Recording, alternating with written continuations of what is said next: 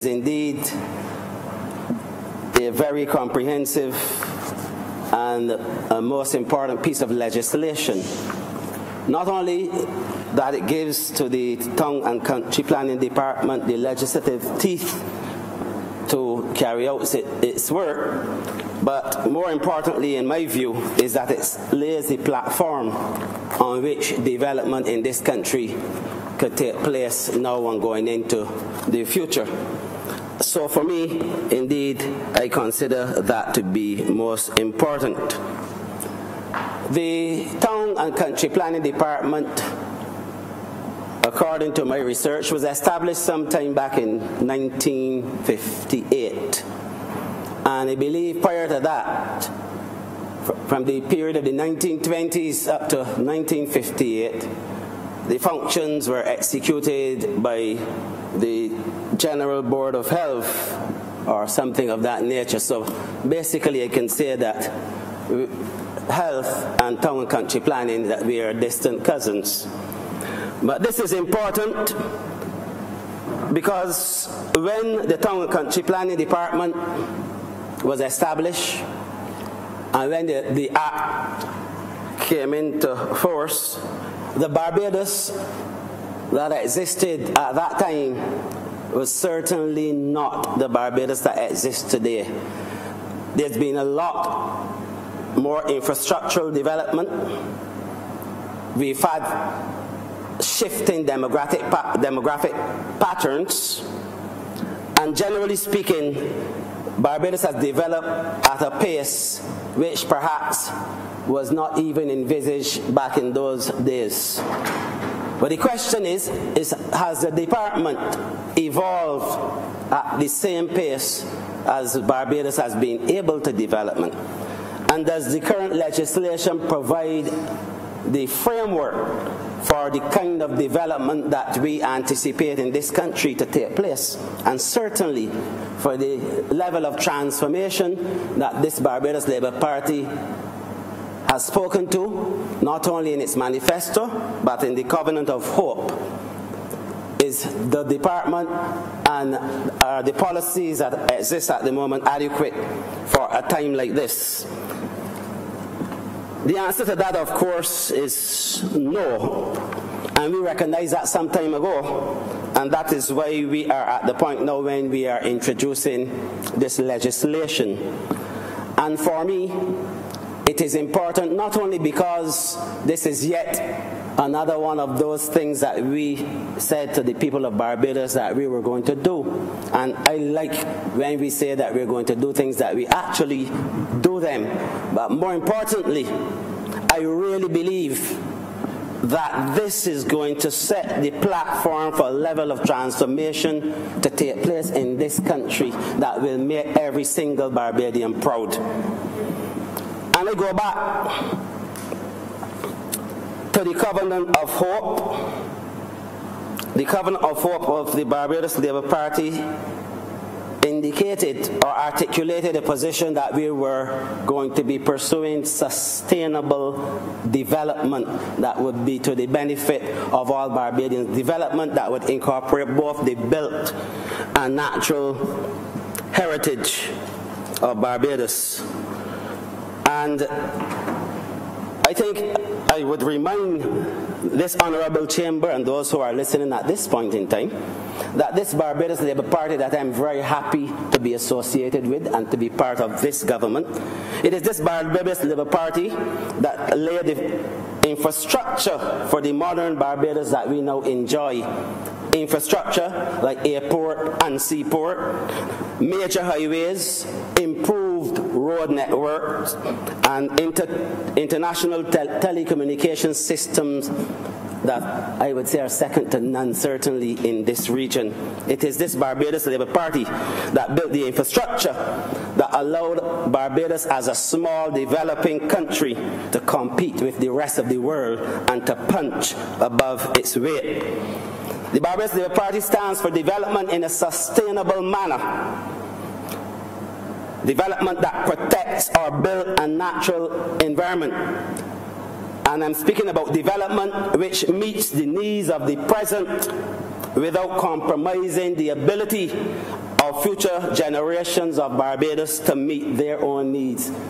That is what we are seeking to do, and this piece of legislation will provide the framework for which we will then be able to develop this country.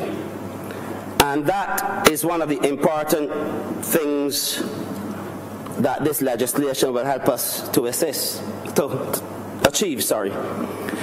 Our manifesto, our last manifesto, speaks to the fact that we said to the people of Barbados that we were going to create new frontiers of economic development, development of new islands and peninsulas, revision of special economic zones, heritage tourism, both built and natural. These are the things that this Barbados Labour Party will be doing, not only for the benefit of this generation, but so that we would be able to leave a legacy that we would be proud of for generations to come. And so, in dealing with this bill, as I said, it is comprehensive. It deals with several areas, all of which, even if I had the knowledge to deal with today, I could not do it in the time allocated.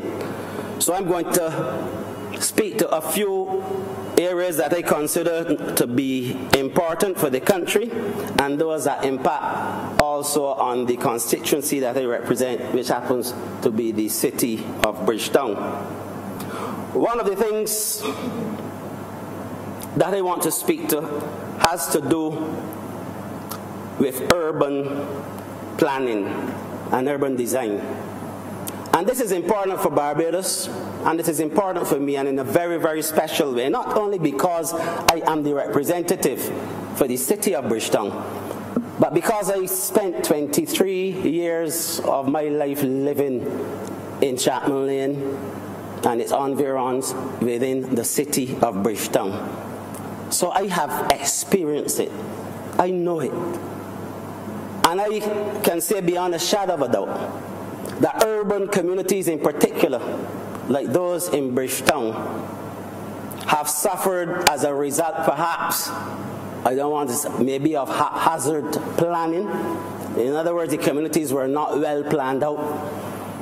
And that's why you have areas like Chat's Castle and Greenfield that a fire engine would not be able to traverse if there's a serious emergency because of the way those communities were built.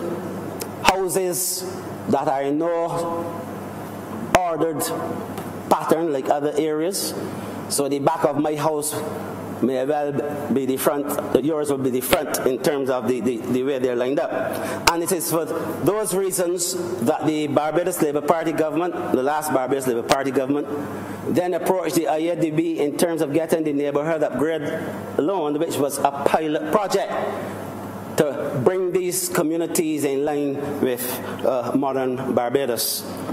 And if you go into those areas and other areas in this country that suffer from flooding, you would recognize that the flooding that is caused, certainly in the city of Bridgetown, is not a result of the fact that Bridgetown is below sea level for the most part.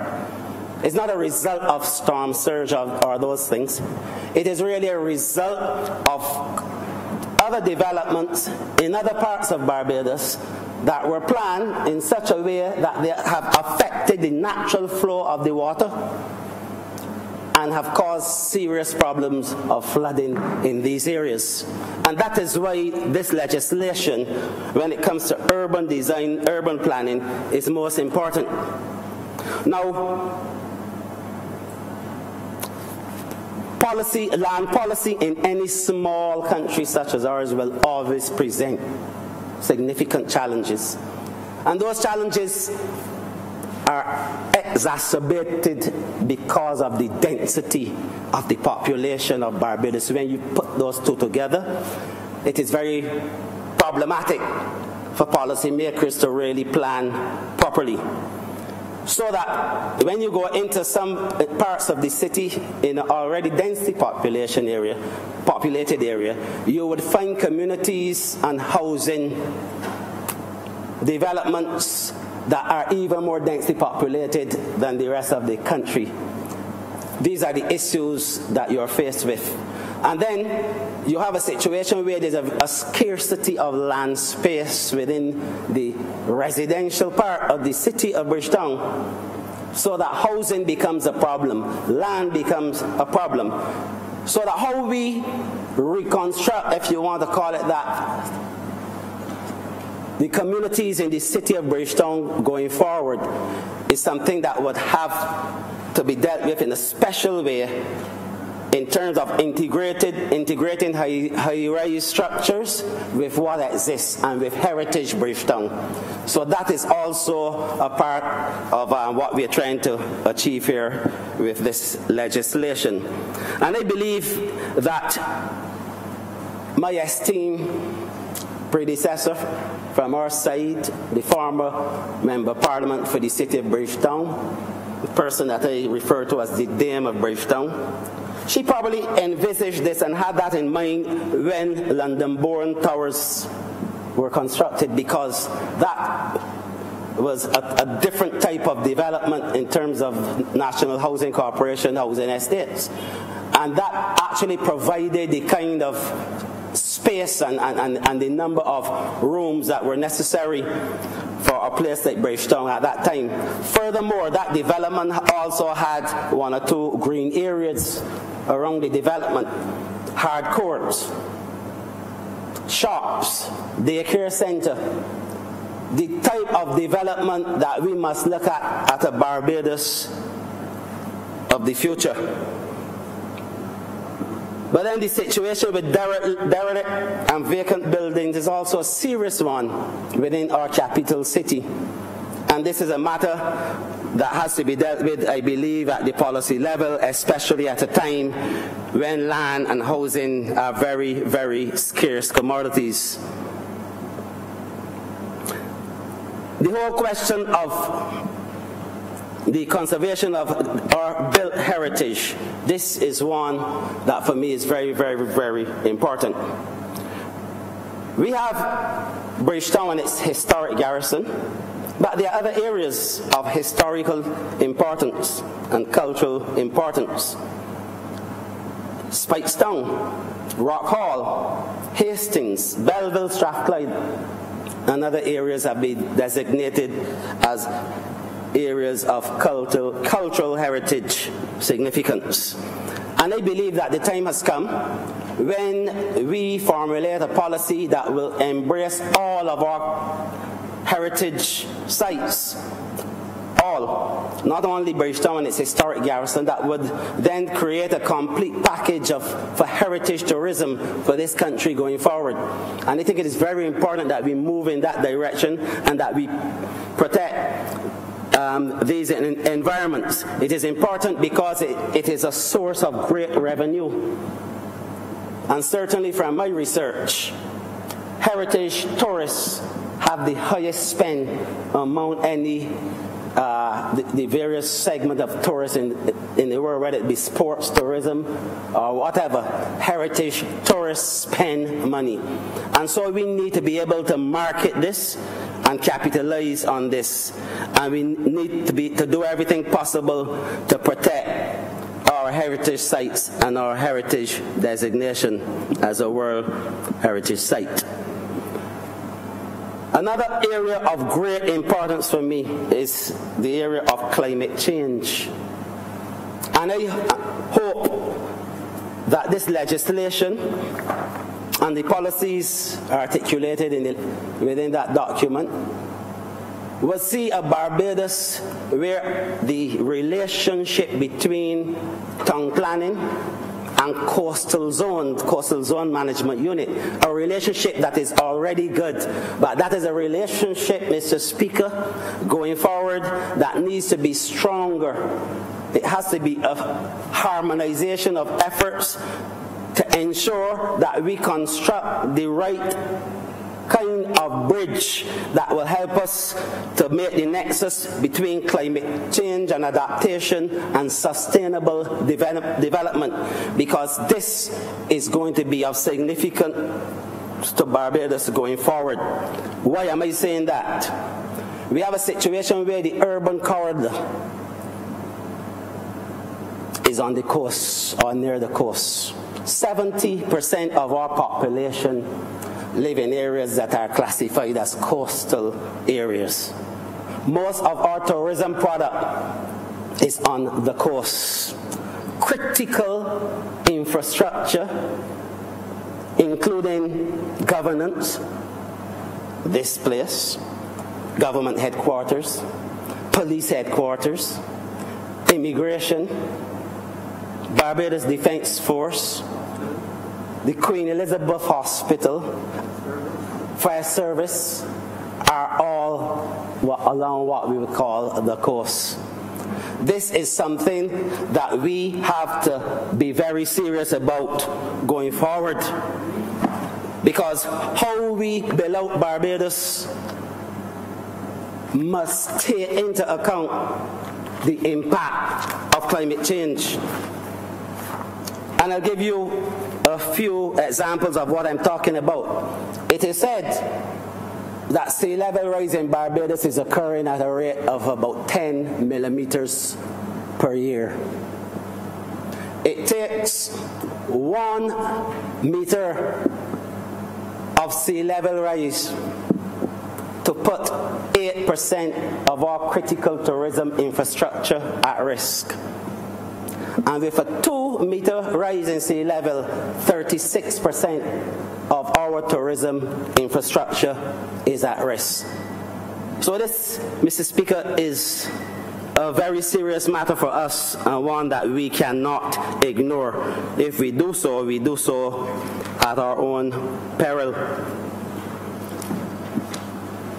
I believe that when it comes to developing this country and transforming this country, including the islands and peninsulas that I spoke about, including the number of jetties that we are looking at either refurbishing or constructing, including the water taxi service that we are now conceptualizing. All of those things will be significantly impacted if we do not plan properly. I believe that a new Barbados cannot be a Barbados that with housing estates, whether by government or private enterprise, and constructed in the way that we have done for many years. We experience the problems with chronic non-communicable diseases. Problems that are affecting our human capital in a significant way, our population. Problems that are causing us millions of dollars to address because of the high costs of providing health care for our patients who are suffering with these NCDs. And so when the Honorable Prime Minister said, I remember at a few of our meetings some time ago, that new developments in Barbados must have spaces for exercising, like bike trails and areas where residents can walk and run and exercise. This is the direction that we need to be moving in if we want to be serious about what we are doing. We must build out a Barbados that makes sense. We must build a Barbados that can withstand those natural disasters that we know will come our way. We cannot continue with housing structures and infrastructure that is not only aged, but in some cases make our population very, very vulnerable. And so I look forward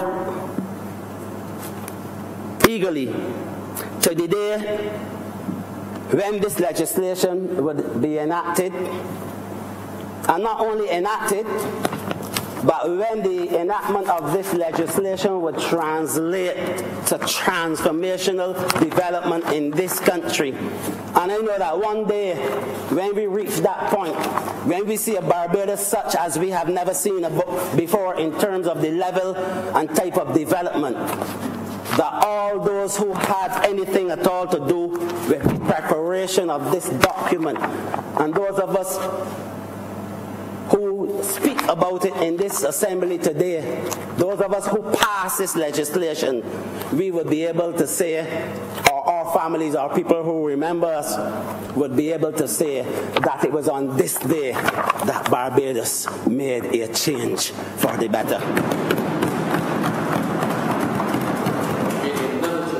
Another change. That is true. So, I want to congratulate the Honorable Prime Minister who led the charge today, the Honorable Minister, a member for St. Michael South Central, my neighbor, and all those who were connected with doing this work. I want to congratulate you on the job. Very well done.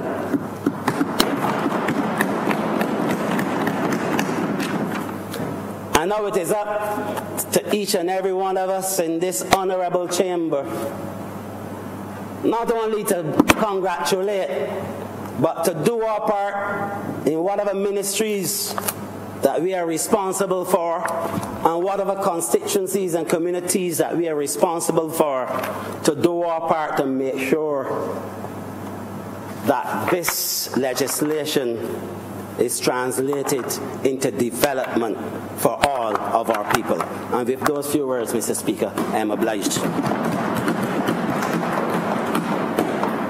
Honourable Member for St. Peter. Thank you very much, Mr. Speaker. I want to join my colleagues in sharing a few words this afternoon in support of what I consider to be groundbreaking legislation. The Prime Minister, the Honourable Member for St. Michael Northeast, spoke this morning about the speed in which we went about this business. And I think it bears repeating, maybe reinforcing, that this new government, because it was on this date 8 months ago, early in the morning, that I think we knew, we, including the Honourable Member for St. Michael West, knew that we had won the government. And that we were able, just 2 months after, to start the consultation that brings us to this honourable chamber today, says to the country, says to the world, that we are a government that prepared itself to govern.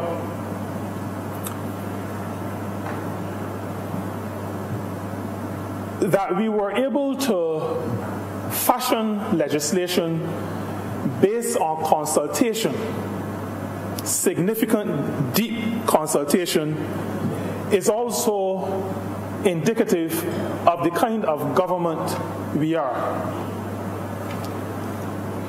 While in opposition, Mr. Speaker, we would have rubbed shoulders, we would have had people's assemblies, and the reason why I'm referring to that is because very often, and before I got involved in active politics, there was the feeling, and sometimes there still is, the feeling that those in political life do things when they're in opposition to endear them to constituents, but then immediately after taking office, move away from that way of acting, that way of operating.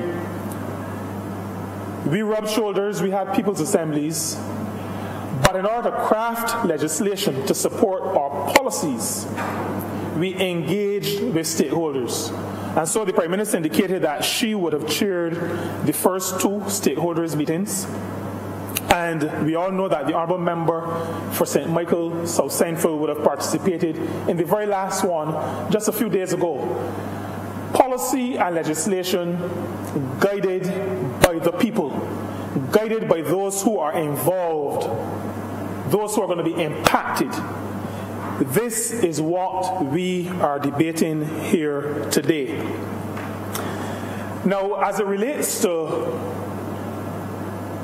the bill itself, the Planning and Development Bill 2019, as it relates to the bill, there are a number of principles, a number of aspects that I think need to be mentioned, or as I said before, reinforced.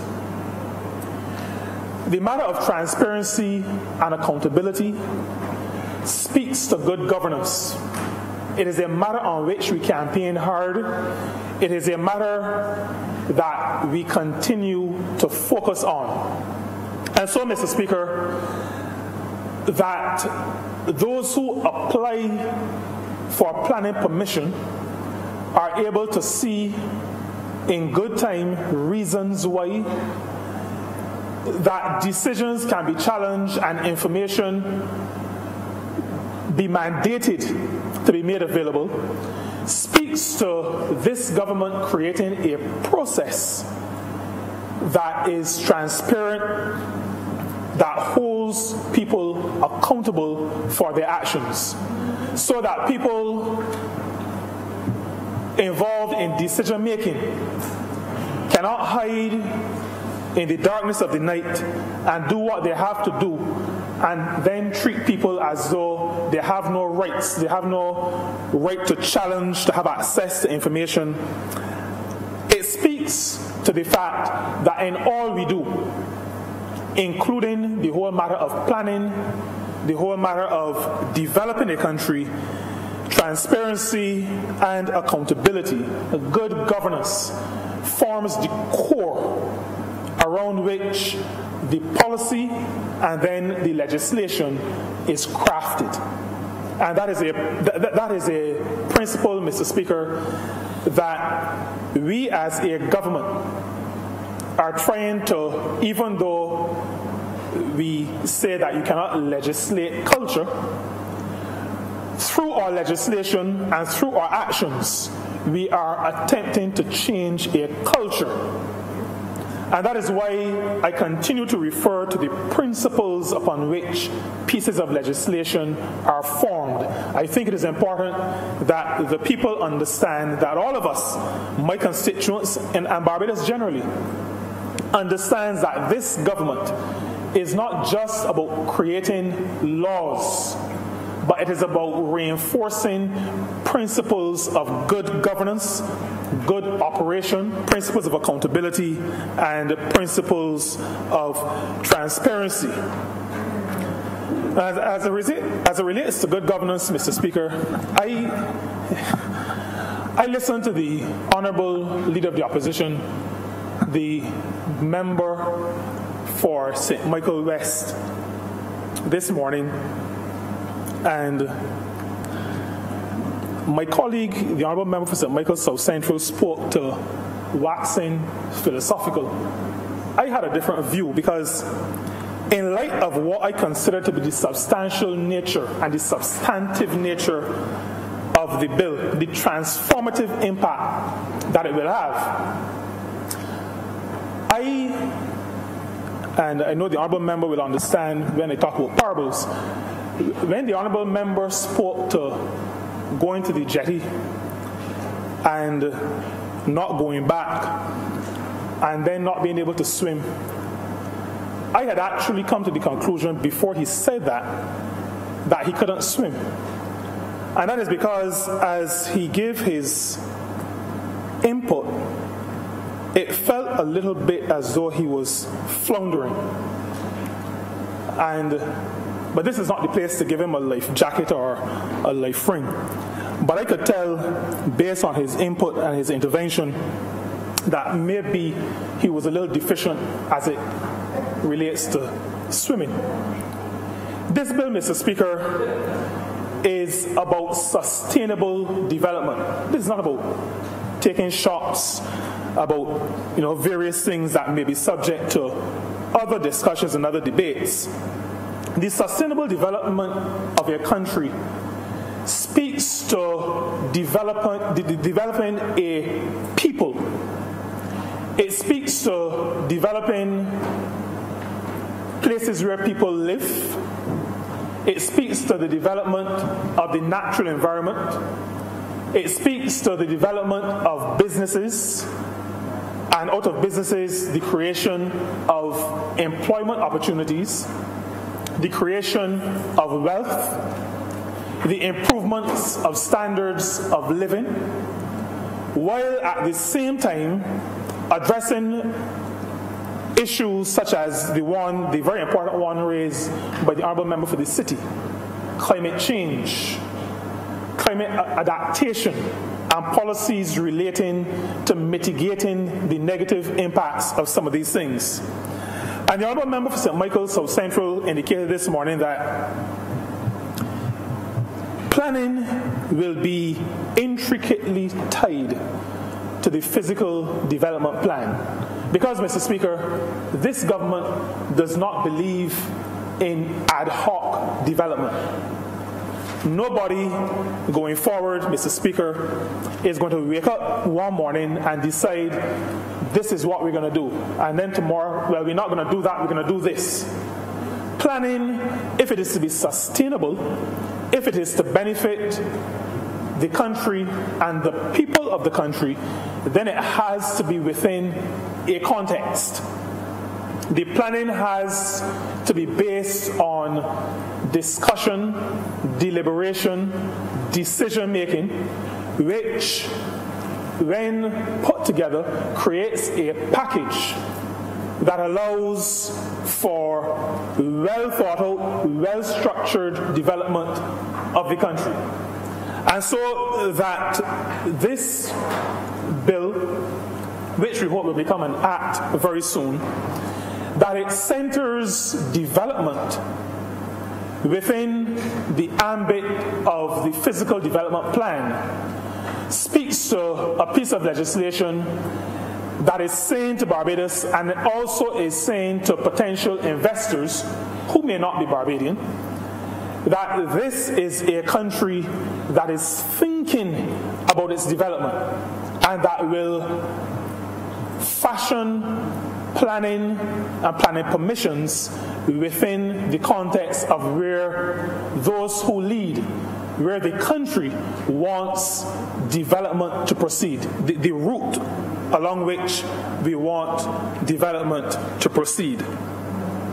And so, when we speak about sustainable development and a physical development plan, the legislation that supports that development has to be a legislation that not only protects the country, protects the people of the country, but one that facilitates the development that we want. And it used to feel, Mr. Speaker, that legislation was in place to protect but not facilitate. The checks and balances that legislation of the 50s and 60s and 70s, maybe up to the 90s,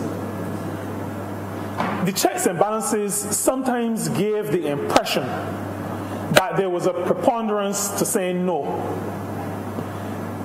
that we needed to protect the country and the people of the country, seemed to have created in the minds of those who administered legislation that the first response to any request should be no, because there is some suspicion you want to do something strange, funny, something that will be inimical to the interests of the people of the country.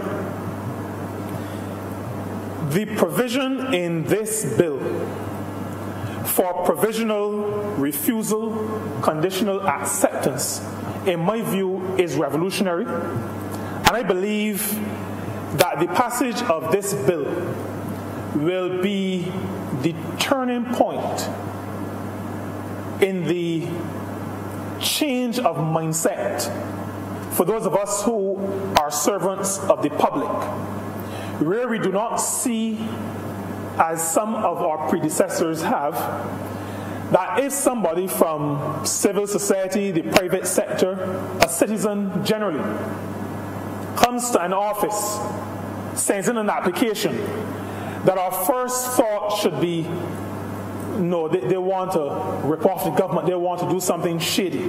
That should not be our first instinct.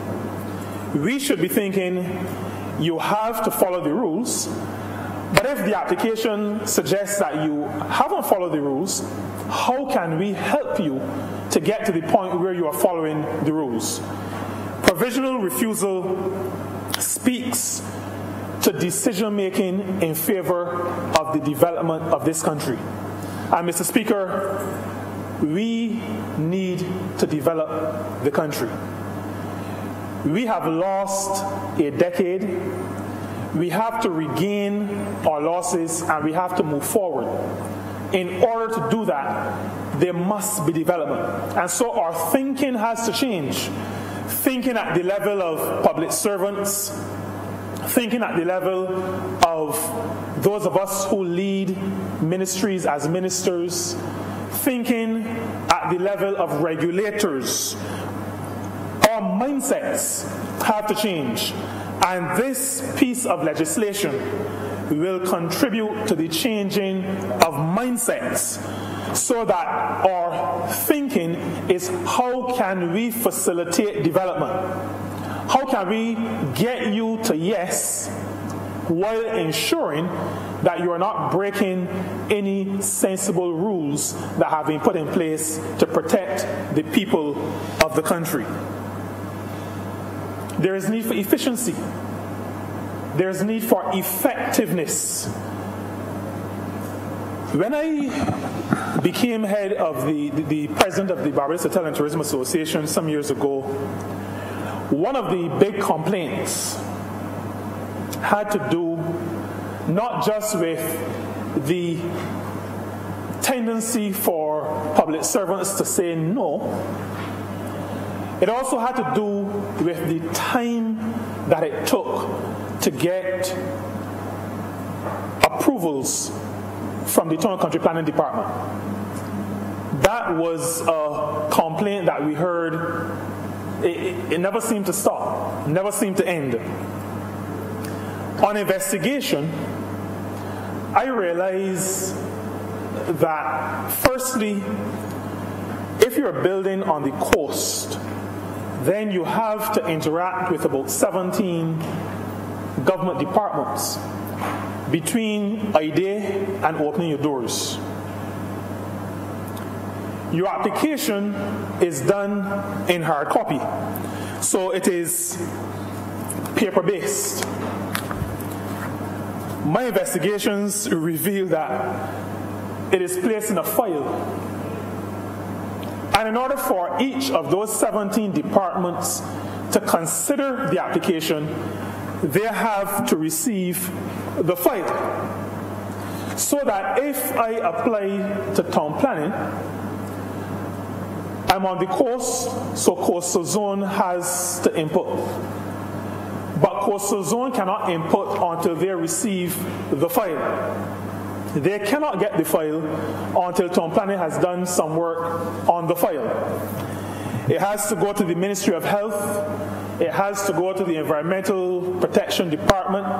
It has to go to the Fire Service in some cases. It has to go to a number of different departments of government. But the file has to move around for each department to be able to make its input. And so even though it takes significant amounts of time for these things to happen, those persons who are waiting for applications to be approved are stalled Because if along the chain somebody goes on holiday, somebody's on sick leave, that can derail or stall, delay the process through which the application has to follow. And so that we are using electronic means to assess and analyze and make decisions allows for a quicker, a more efficient process. And that, I think, Mr. Speaker, in the 21st century is a significant move for us in Barbados, even though when we think about it, the kind of technology that we have, we still feel as though this is something that should have been done many, many years ago. But we have come to the point where we recognize that we must use the technology to improve the effectiveness and the efficiency of the decision-making process. I think it is also instructive, and I think it will help those potential developers, potential investors, to know that there are timelines that we as a government are insisting are met in the planning, development, approval process. There are timelines. We would have heard last week when we debated the Finance Management Act bill. We believe as a government that we have a responsibility to be effective, to be efficient, and not to be unduly delaying the process that will allow things to happen and development to happen in the country.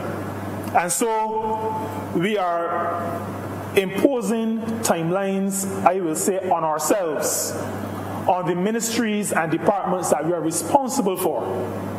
We are imposing those timelines because when people make decisions to invest, there is, in economic development, a certainty that is necessary in order for a person to proceed with development. They need to know that an application is not going to be tied up unduly for years. They need to know that they're going to be given some kind of response within a particular time period.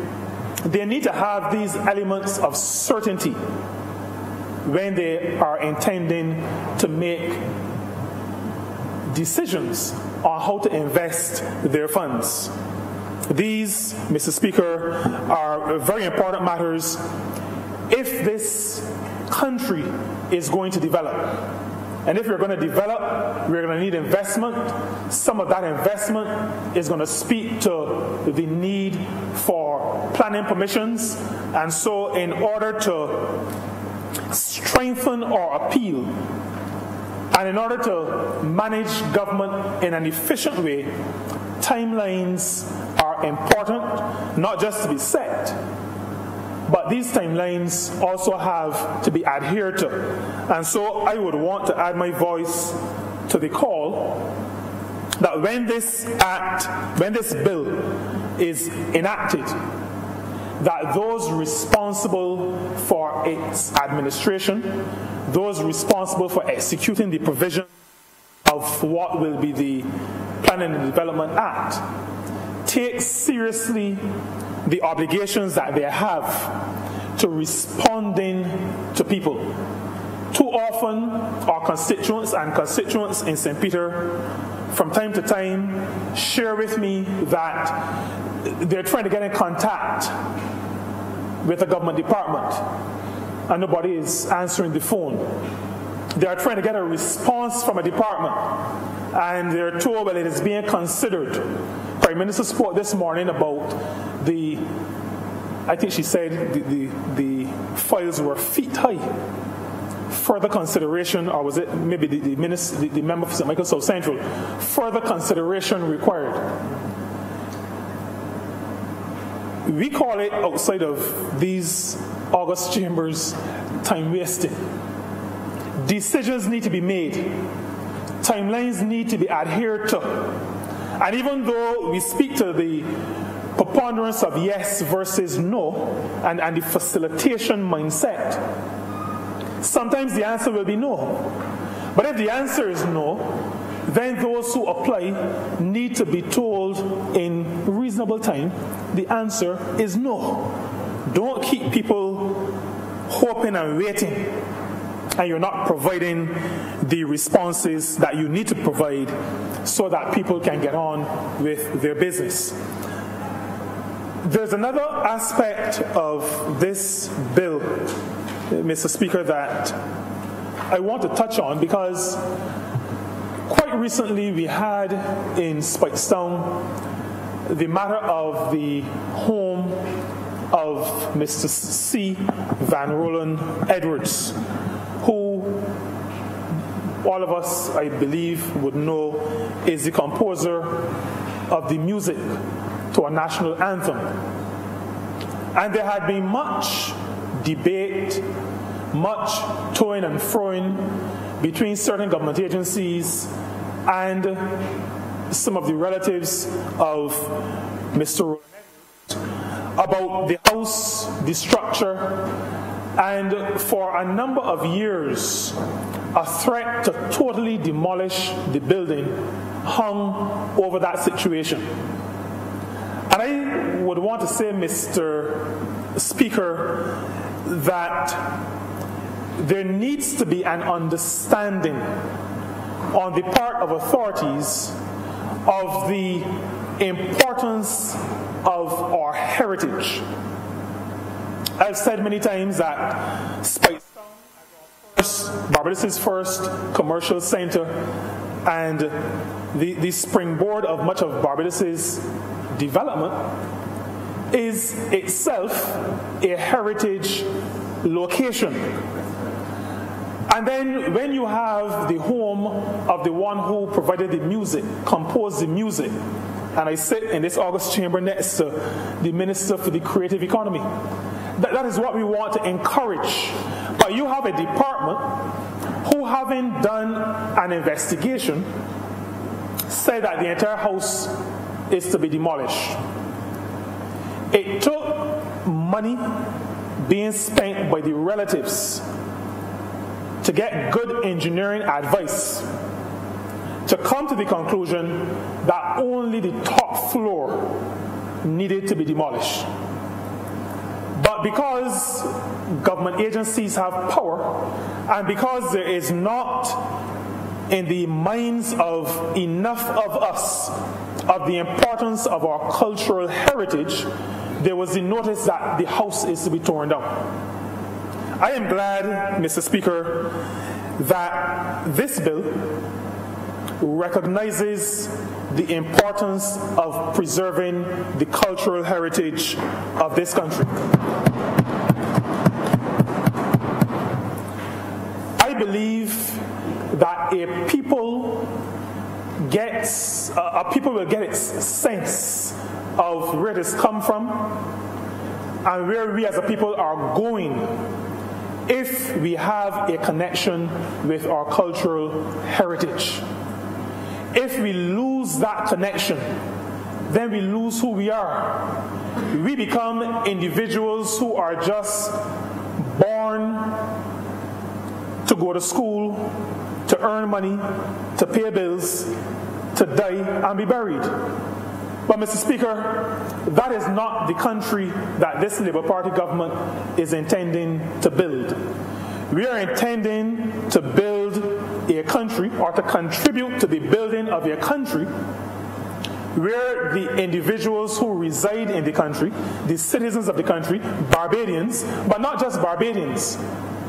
We intend to build a country that those who choose to visit our country, those who choose to set up businesses in our country, can connect to something more meaningful than simply degrees, qualifications, buildings, dollars and cents. There is something about us, and it is grounded in our history. It is grounded in our cultural heritage.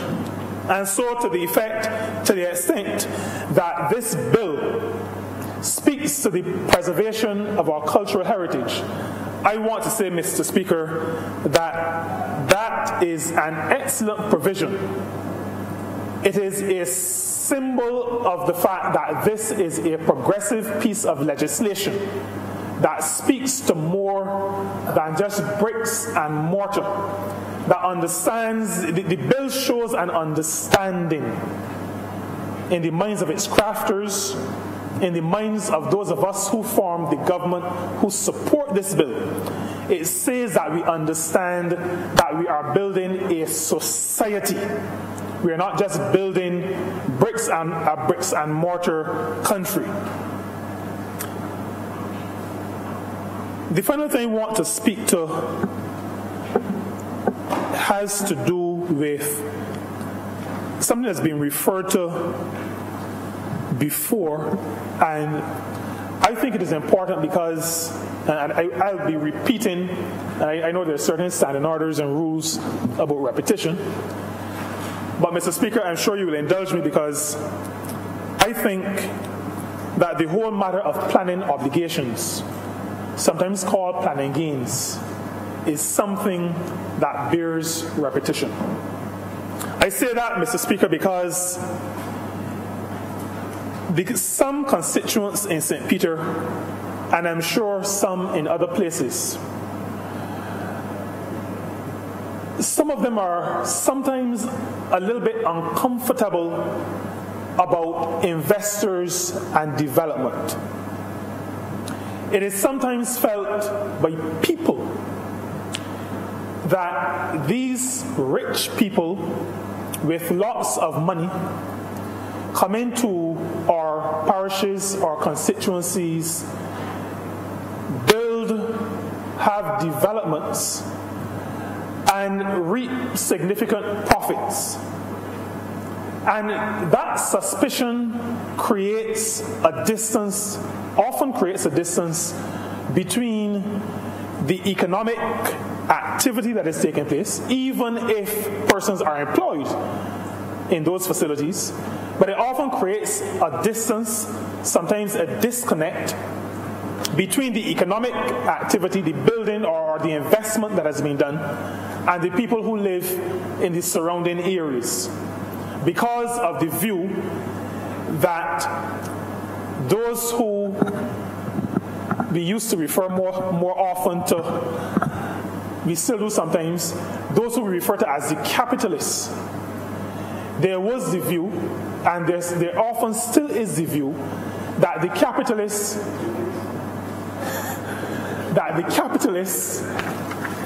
are exploiting the ordinary people of the community. This matter of planning obligations is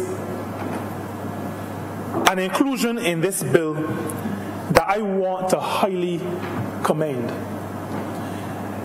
The idea is not new, but I think the emphasis in this bill is one that must be lauded.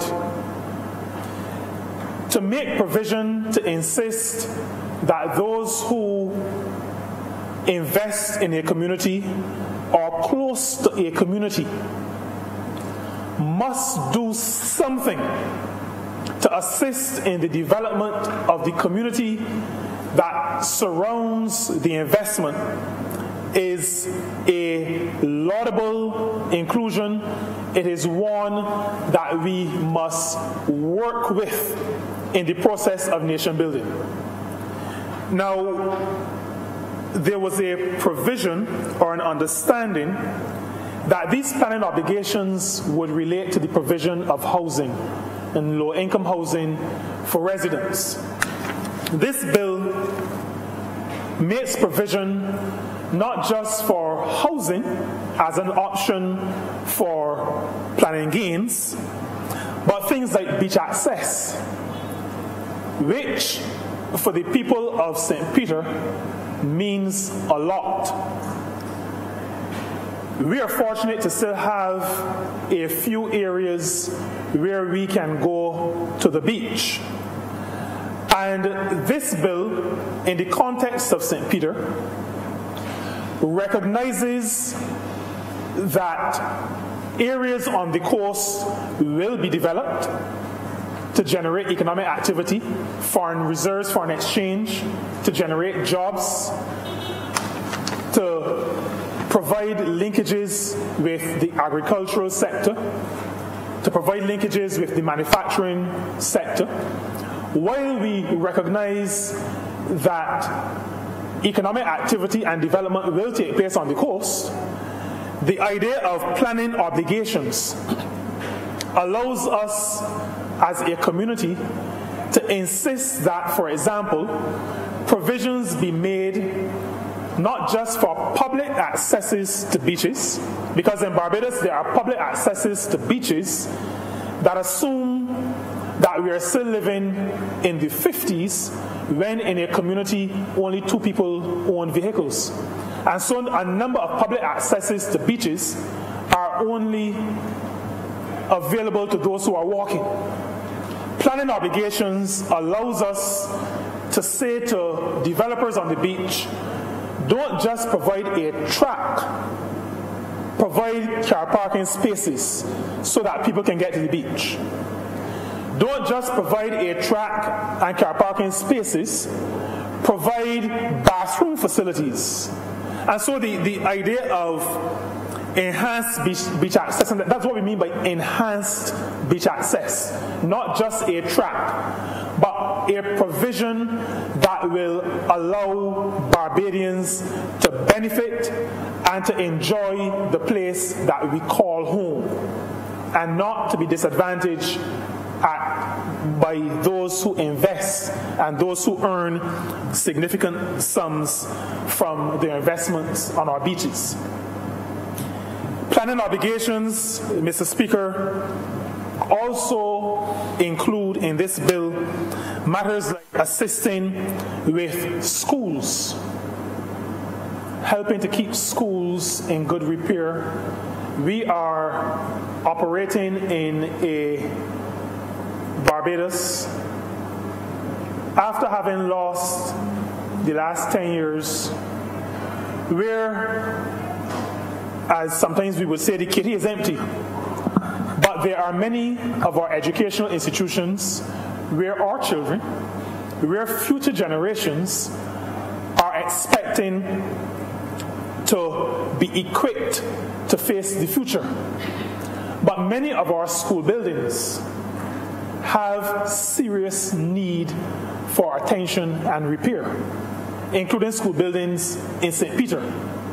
And so the matter of planning obligations allows a town and country planning department, it allows a country, a government, to say to those who wish to invest, if you're going to invest, then help us with the education of those who you will employ in the future. Help us in the provision of educational resources, in the upgrading of school facilities. And so, Mr. Speaker, I just mentioned those 2 drainage issues. Could be another one, and I know it is one that this government is exploring, and that also is of particular interest to me and of particular interest to the people of Spikestown, because we have a flooding issue, and in Spikestown we really would not mind at all if those who intend to invest in Spikestown and in St. Peter generally would assist with the flood mitigation efforts in Spikestown Farm Road through Gills Terrace down Church Street. Planning obligations allows us now to think differently, not just about investment, but about developing social amenities in the country. And so, Mr. Speaker, I do not intend to detain the House much longer. I think most Barbadians recognize the need for the country to develop.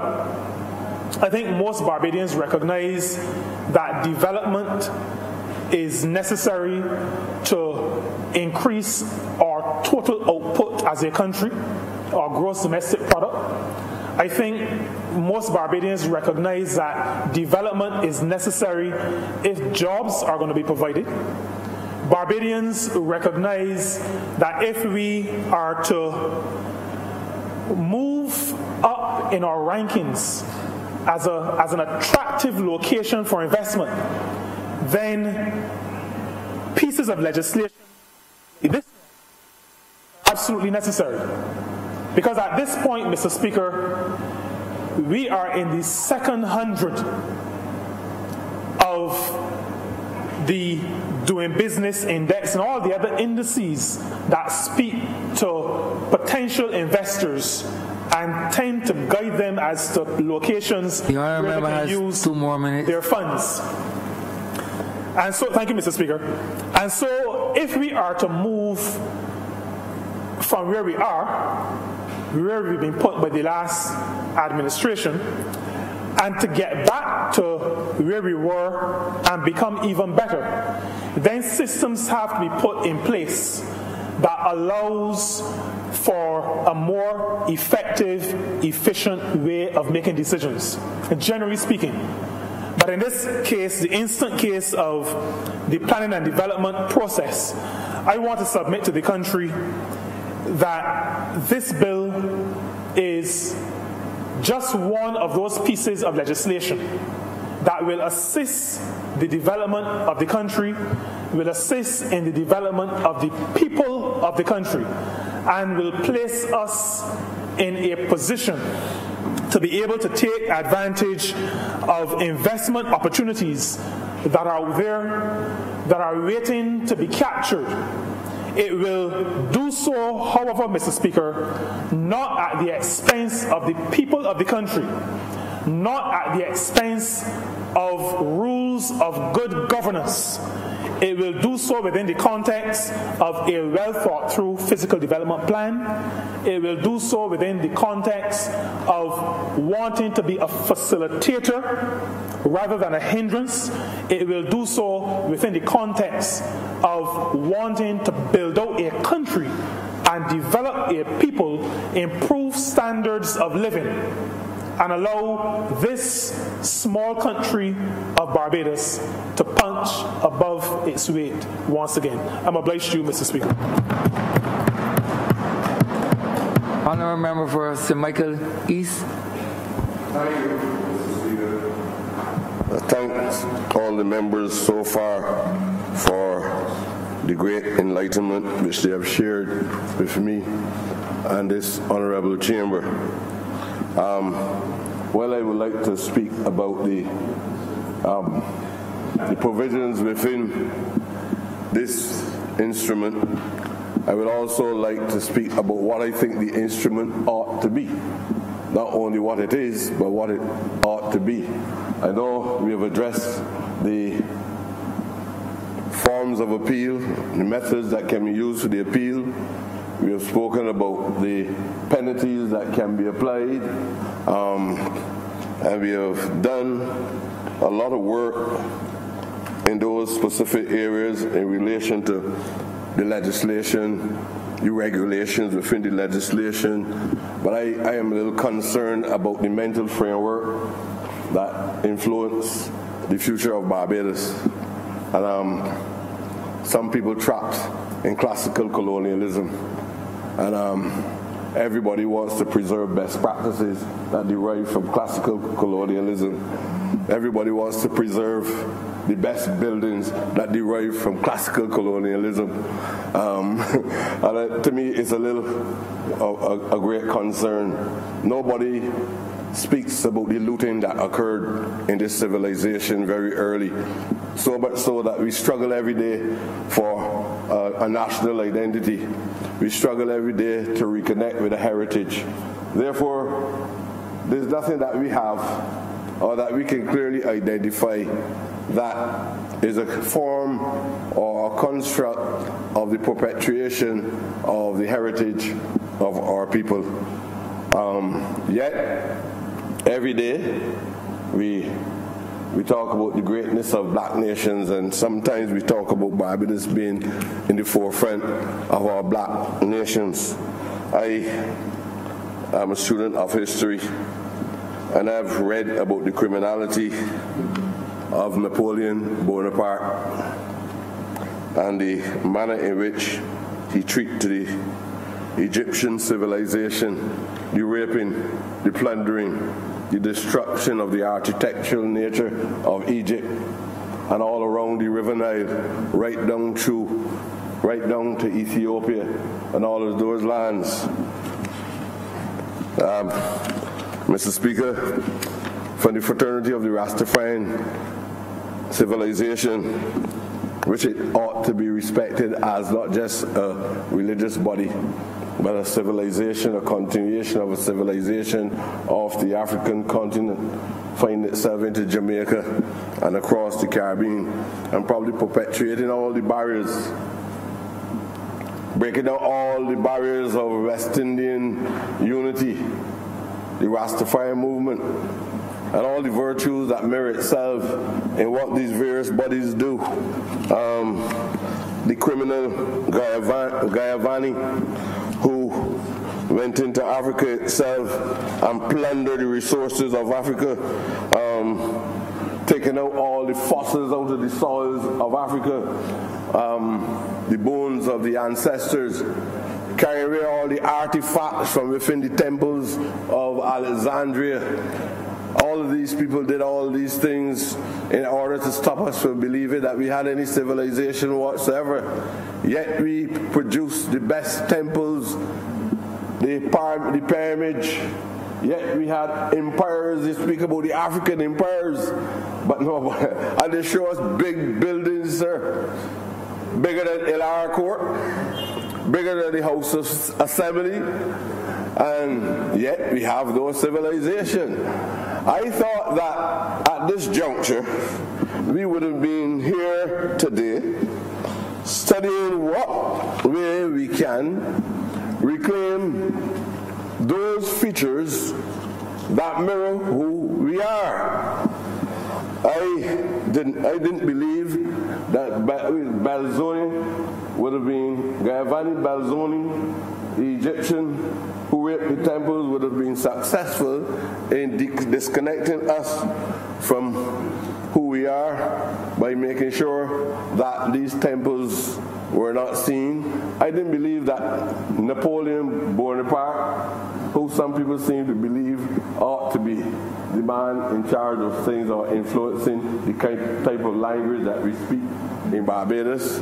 I didn't believe that these men would still be held high in the history of Barbados, and therefore the people who hold these people high are supposed to be the ones who was responsible for our educational system, and ignorance prevailed infinitely in the society itself. I was hoping that as a consequence of all that we are doing here, a new Wakanda.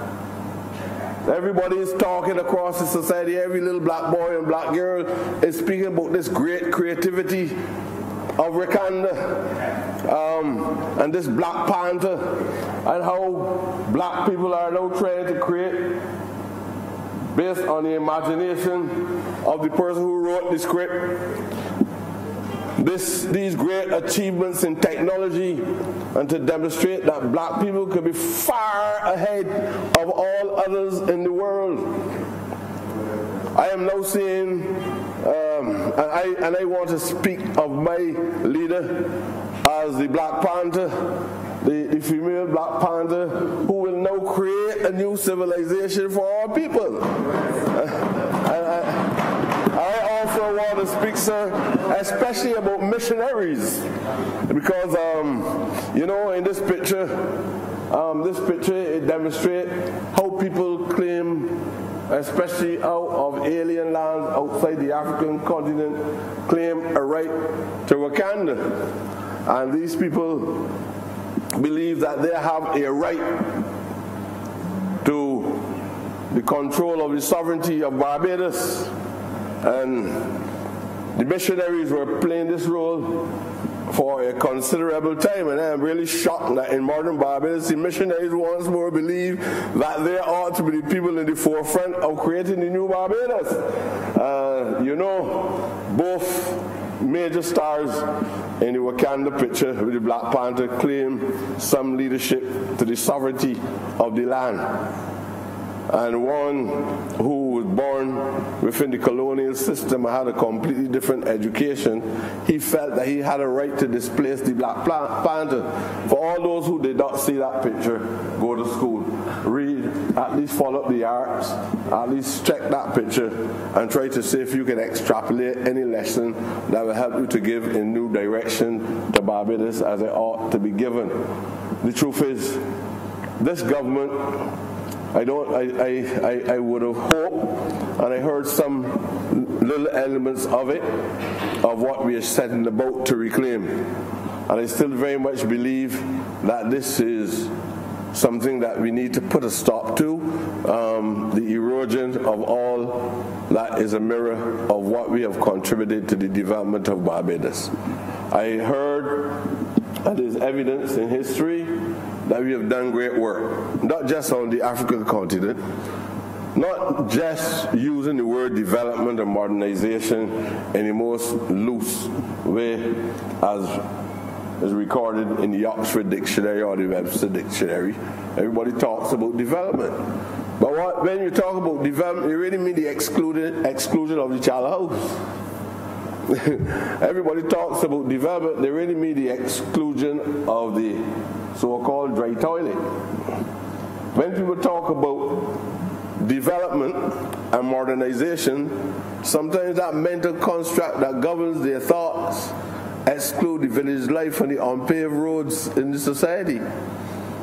When we begin to store things within the libraries and in the museums of our country, the artifacts that we see in these places say nothing about the contribution of the 95 or so percentage of people that live in Barbados. But everybody wants the National Trust to preserve a building. And when we talk about heritage, not a person in this country is talking about restoring a slave hut. I was pleased this morning, and that is why I say our female leader, the Black Panther, I was pleased this morning because she made reference to the restoration of Robert Street.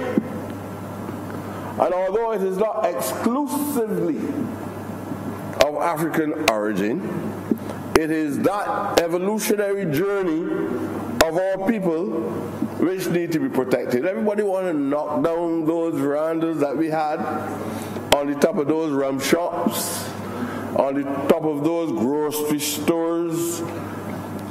I will hope sometimes that when we have people within the bureaucracy, that the interpretation of the members of Parliament is very much in tune with the interpretation of the members of the bureaucracy. Julius Nyerere said one of the greatest problems I have had in trying to bring about the Ujamaa policy of a socialist, communal socialism in Tanzania was the civil servants and the bureaucracy did not understand what I was trying to achieve. So everybody had a different interpretation of transferring language into action. And I believe that sometimes we have to talk more about provisions within the law in order for persons to get a good understanding of what it is we at the level in this chamber, the legislature, what we are thinking at the specific time in history. We might not achieve even 25% of what we want to achieve. But at least we want to be able to say one more footstep forward in relation to a genuine development that gives us a sense of comfort. You know when you build a home, not not just when you go and buy one that somebody constructed for you, but when you build a home and you're a part of the genesis of the development of that home, there's a sense of inner satisfaction. Actually seeing yourself in the construction of that building right now, right down to its completion. You enjoy that more so than when you sometimes purchase a house from someone. I have to try to have some relevance to the construction site. When we get in there, look up the partition too small, the toilet close to the kitchen, and you start to go around. A developer and a person who is at the highest level, in my view, should have that flexibility and respect for the creativity of persons. And I'm happy to hear and reading through the document, that no unilateral decision will be made on those issues. That any town planner, after you, and I tell you this too, we also, there's an ethical question that is fundamental, because stories on the ground sometimes is that the town planner will refuse the efforts of certain investors to develop a particular property for a specific purpose. And then sometimes when the land or the property is sold, the new owner, the new person in possession can get that land that used to be used for agricultural purposes, and then the man ends up building middle-income houses. Well, I don't really want to get into that, sir, because one of my friends who I really respect and love dearly this morning was talking about what his father said is development. And he was saying that development is truly development if you use the land for construction purposes. So what about land that has minerals in it? What about land that has minerals in it? But then he was also saying, which is not my focus, we part ways on this. He was also saying, I never thought about investing in $1 million and $2 million and $3 million property. I really focused my attention on $400,000 or $500,000 in property and so on. The truth is, I think that as time goes on,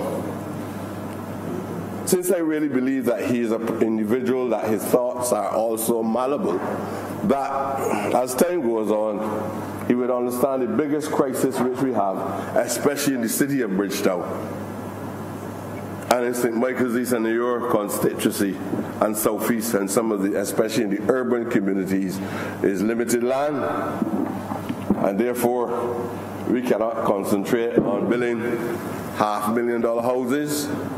We debate for considerable time if we can get a little house for 60,000, 70,000, 80,000, and we probably cannot even exceed 3,000 to 4,000 square feet of land within a given pocket in the city of Barbados. Or town planning policy, or physical development policy. The thoughts of individuals must be able to address the unique nature of the society in which we live. Because when you are talking, you're not talking to the majority of people in this country. You have to talk to the majority of people in this country who sent you here to transform the society so you can make the quality of life much better for them. So I spoke this morning about sanitation trucks. I had to speak about the demographics and the infrastructure of the city of Bridgetown. How do I get into Cornham down in Caps Castle and Wellington Street and Marshall Gap and Reed Street? How do I get through Nelson Street and still get down the alley in order to help people clean the streets? It is that kind of mindset that is so important to the structural development of this country, and it must start with the concepts, the instruments, the legal instruments that guide us on how we should go forward in this country. I don't know if we need to have, after talking all of this in here, if public servants need to be trained not to protect territory, not to feel that because you did it that way before, you don't want to do it this way now, because sometimes people believe that what you're saying is of a personal nature. And when you ask public servants to recognize the contents of the manifesto of a political party and indicate that this was endorsed not by statutory provision that allows 30 individuals to vote, but the people of Barbados, when they vote because you made certain offers to them that they consider of a virtuous nature. And they expect that if you give that commitment to them, that this is the policy that you ought to carry out. This is not a government that tell you a manifesto is not a social contract, especially by somebody who's called themselves a political scientist. We gave some commitments to the people of Barbados. We are cognizant of what is happening at the National Housing Corporation. Mr. Speaker, the National Housing Corporation has over 22,000 applicants for housing. Some of the people who apply there has long deceased. And they are fossils. And we have to wait now for some archaeologists to unearth the bones. And then they will have to look to see if there's any scientific method that would allow me to communicate with these people to tell you how disappointed they are. And yet we have a National Housing Corporation, we have a UDC, we have a RDC. We have 3 major institutions in this country catering to the needs of the poor in housing. Yet you have houses being designed with no provisions for the disabled community in it. Somebody don't have the legs, got to go upstairs to get to a bedroom. And they don't have a cent to buy an elevator to get up the stairs. The government don't provide anything. We have some fundamental problems, and speaking in Parliament must not be a ceremonial exercise. When all of us leave here, at the end of the day, after 5 years, you have to go to the ordinary people who sometimes your presentations don't connect with, and hope that they're not conscious of your disconnection for the last 5 years, and beg them to return you to Parliament on the basis of a manifesto when you have not even fulfilled 1/8 or 1/10 of the provisions or the record or what you'll be offering them within the manifesto itself. So this document does not function in total isolation of all the other documents.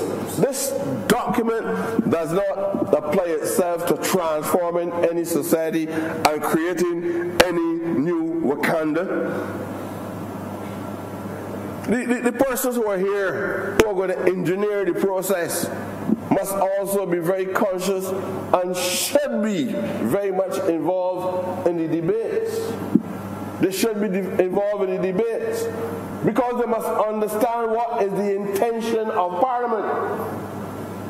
And if we believe that we are doing something in here, and we strongly believe, undoubtedly, that this can transform society, why is that the very officers So I know I'm not supposed to see beyond the limitations which you allow me to see. But reality tells me that I ought to see further, and I recognize that nobody is here to even think about what we are talking. So in my view, everybody perceive what is being said here as nonsense. Yet, after it leaves here, it has to go to others. Not critical of any institution or any individual. It has to go to others. What is the intention? I'm not saying that we are perfect, because some of us sometimes we are no different sometimes. We are all products of the same society. But we want to transform Barbados. I don't want people to look through or drive down by Elara Court. And I said this before, I don't want to drive down by Elara Court. People don't even know where the name Elara came from.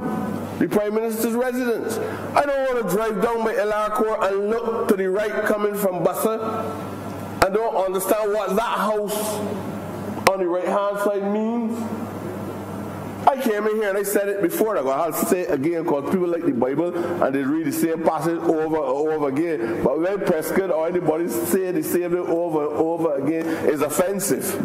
But yet they get up every morning, people who can't read too good, and they read everything in the Bible with a lot of names that got 62 different letters in it, and they call it successfully. But when you come down to my hill, there is a building on the right. I'm hearing that it belongs to a gentleman, sir, I would like to be able to call his name. I'm hearing, I don't know if it is true, but I'm just saying it because I'm just trying to explain. It belongs to a gentleman named Mr. Wilkinson. The building of equal, or it surpassed the importance of Washington House. We have actually revealed the presence of King Jaja in our folk music. Little that we know. Our history, just like you stretch your history back to the Queen of England, our history must not be restricted to 166 square miles. We did not come to earth in 1625 or 1627. We were in existence long before that. And a civilization and a development and a creativity and a heritage does not start with a misrepresentation of discovery.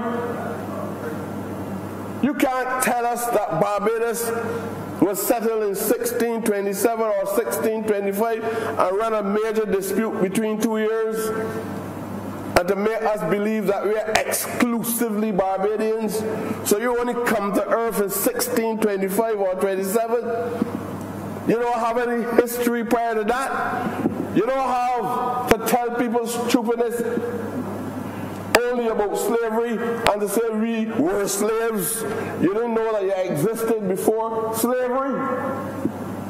You didn't know about the architecture that we're now talking about. You didn't know the architecture existed in history before that time, before you ever had anything called a Barbadian.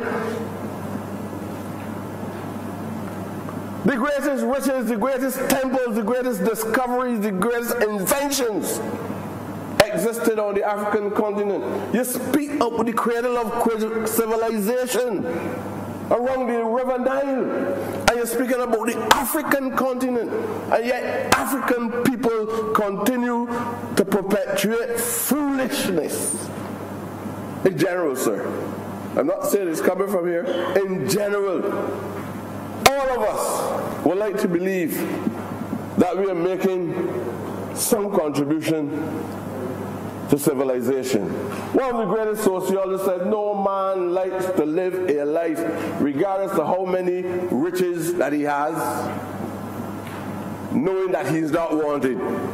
No man likes to live a life knowing that no one recognizes that he exists. Everybody, if they have any worth, like to know that people respect their contribution. But the phobia exists at the level of an entire ethnic group and at the level of individuals out of that ethnic group that they make no worthwhile contribution to development. That's why I said, sir, I give credit to the efforts about the provisions in this legal document. But I believe that there should always be a rationale. And we should always know what it is that we are trying to achieve. When we leave here, what difference are we making in the physical development of this country? I don't want the member from the member from South Central, Mr. Herc Humphrey, to speak, or South Central to speak, and to come to Parliament. And then when you leave Parliament, the memories of you are very much similar to the memories of those in the last regime that occupy these august chambers. I don't mean in a negative sense, but I'm saying that they have said nothing. And nobody, if I put $1,000, so if you were to permit me, can quote anything that they said of any great value to the contribution of mankind that they ever said in here or outside of here. Sir, I am very serious about that. It is true, and I would like to, sir, you allow me to put the bet on the table. that is not permissible in this honorable chamber. Okay, sir. Honorable member. Well, sometime in another place, at the right time, we will be able to expose certain views on those issues, sir. But I remember we have 2 more minutes. Sir, I really would like to see, there are many historic buildings around Barbados. Sometimes the designs, the architecture is not directly pro-Eastern, but the reality is the labor, which still is a reminder of the great contribution that African and to a lesser extent Asiatic people has played in this society. And I say that, sir, because sometimes when I try to go along this perspective, some people believe, even in here, believe that it is a contribution of divisiveness in the society. I believe that the people who are not like us or look like us understand the things that I say better than the people who look like us. I believe that, because we've been taught not to even respect anything that we have to say. Some people scorn. I see it in here too. I was seeing it in here prior to May the 24th. This madman is talking something that is distasteful. This madman is talking something that would retard the progress of Barbados. Because some people want me to have the passion for George Washington House. Some people, because George Washington was suffering with some sickness, and he visited here. And a man who was held captive for Opobo was living here. And because, sir, I don't know if the term big boxy woman was flaunting herself along the roads, and the man found beauty in those great endowments. And the people in history, not written history, but subsequently people wrote it in history, but people in their own history felt this was important. Not to give King Jaja credit for the stands that he took along the lines of our heritage in preserving our own lands from rape and plunder, but because they want to add some perverse view that Could you all remember when cannot resist the curves and the protruding buttocks of the young lady, Jaja. Sir, I would always be grateful for the opportunity to make my small contributions to discussions of this kind.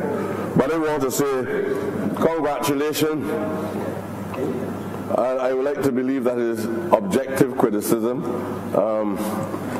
and a different perspective, but congratulations to the female leader of this political party, the female Black Panther, in trying to create a new Wakanda. Thanks very much, sir. You all remember for Cindy himself? Thank you, Mr. Speaker. I will not detain the House long.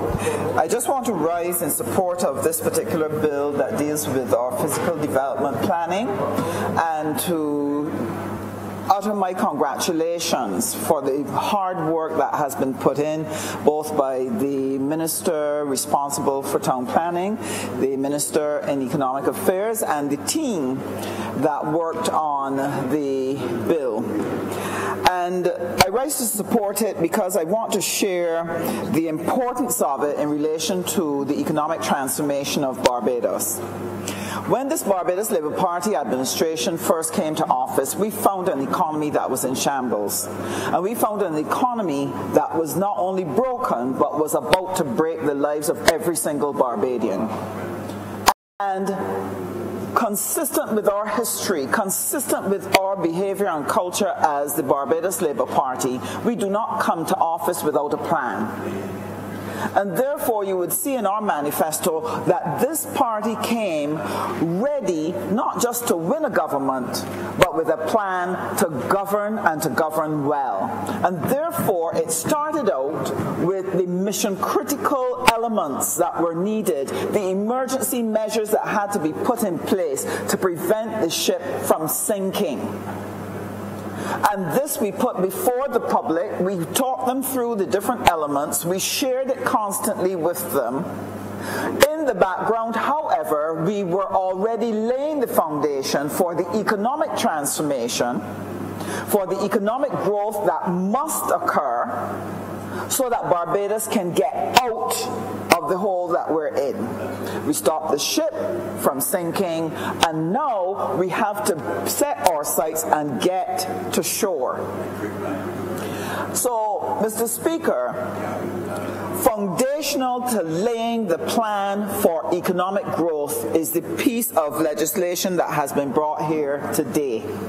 And that is why I congratulate all the persons who have been involved. Because in order to generate economic growth, it is necessary, especially if you're a small nation, to have a plan, a physical development plan that will determine where your areas of economic activity will take place, where your areas for housing, where your areas for recreation, that people can live a quality life.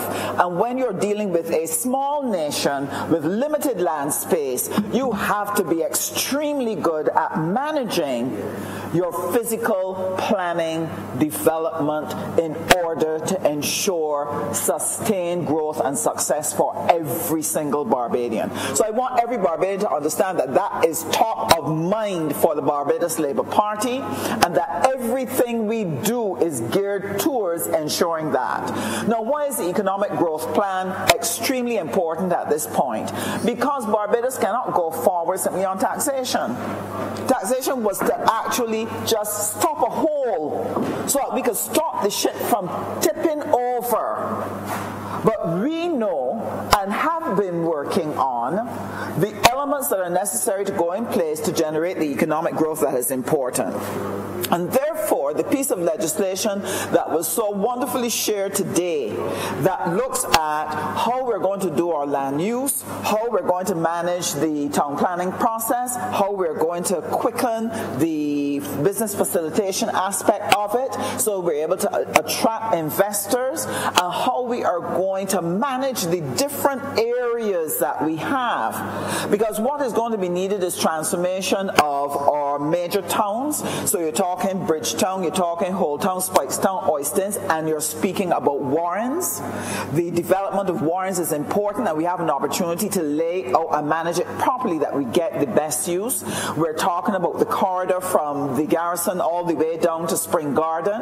We're talking about how we're going to deal with St. Lucie, how we're going to deal with the eastern parishes, looking at the Scotland district, looking at St. Philip. How are we going to manage this land space that Barbadians can live their best life? Now, in the bill that was presented, there were 4 objectives or goals for that particular bill. One was, it is a framework for growth. Because the intention is to stimulate economic activity and stimulate investment so that we can generate jobs for Barbadians. And I want to just explain a little bit about what that means, because often people don't listen to issues pertaining to town planning because they don't think it means anything to them. But if you think right now of out on Green Hill, just there in the corner after you pass the farm and garden shop on the left-hand side, there's a small piece of land up there that has a derelict house on it. As long as that derelict house remains on that property, it is not generating anything of value to the experience of the Barbadian. It's not providing housing. It's not a business place that somebody can get a job. But if you go further up the corridor and follow it all the way up to the Warrens Polyclinic, you will see that in Warrens there's been transformation. A lot of those buildings there were just warehouses, maybe employing 4 or 5 people. Now they've been transformed into businesses that now provide jobs for dozens and dozens of people all along that corridor. And that is why land use is so important, that what activity is taking place on that piece of land makes a difference to the lives of people in terms of generating jobs, providing services, and contributing significantly to the economic growth. Therefore, one of the things I've listened to our leaders speak about, the different areas that need a level of transformation and the various places that have been underutilized and are not bringing the maximum return or generating sufficient opportunity, investment opportunity for Barbados. And I was able to recognize that the truth is the whole model on which our country was laid out, that can no longer serve us, and that a new model is necessary. And what has been presented here by the member for St. Michael's South Central presents for Barbados one of the best opportunities to reimagine the Barbadian space and imagine it in a way that is inclusive. That's one of the things I love about the legislation. It talks about the fact that it needs to include opportunities for every single Barbadian. So what are some of those things that need to occur? One of the things that's very important for us at the moment, I have it in St. James South. I have a lot of young, bright people. They've gone to university or they've gone to a place of study. They're professionals. They have good jobs. But the problem is they cannot get housing they can afford. Because the housing mix in Barbados and the cost of housing has put it beyond the reach of young people. And a lot of young people have either had to stay at home, or if they went out from home, from the time they hit hard times, they had to go back. One of the things that has to be imagined in the new Barbados are new spaces that reflect the needs of young professionals. They often don't want anything huge.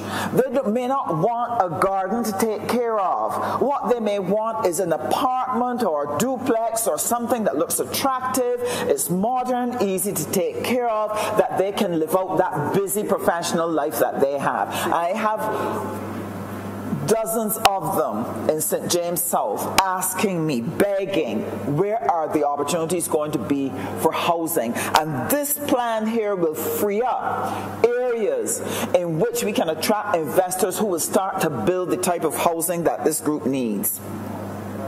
We also have to reimagine the city spaces, the town spaces, because the town spaces must breathe.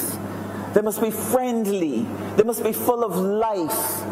They must have provisions for all kinds of services so that people want to engage it at every turn. It must not become a place where all we have are dying areas, areas of poverty, areas of lack of services, and so on. Therefore, it is important that we rethink the space and look at how we're going to generate new arrangements that allow us to house people and at the same time provide those additional service that help to make living pleasant for people in the city and urban areas. And we need that desperately. I watch what happens in Haynesville. I see what happens in the Pine. I see what happens in areas just behind Beckles Road, where you have people one on top of the other. When you need to let off steam, when you need to cool your head, where do you go? I've listened, Mr. Speaker, to some young boys. I went to buy fish one night, and some young boys were talking, and they asked the other one, it was about 4 of them, where are you going now? He said, we're going down by the gas station to Line. Now, the reason why it clicked with me was because on weekends, especially Saturday night and Sunday, the gas stations are filled with young men, some in cars, some with motorcycles, some on bicycles, and some on nothing at all, just hanging out. And to the average motorist going in, some of them think, why they don't go find something to do? Why are they hanging about here? This is a nuisance. But when you listen, when they were asking, where are you going to now? You suddenly realize that these youngsters have to be somewhere. You have to be somewhere. It can't be nowhere. There has to be somewhere to go. And to these urban young males, the only place for them to go and hang out and get a breath of fresh air was the gas station. And I'm saying that that must not be so.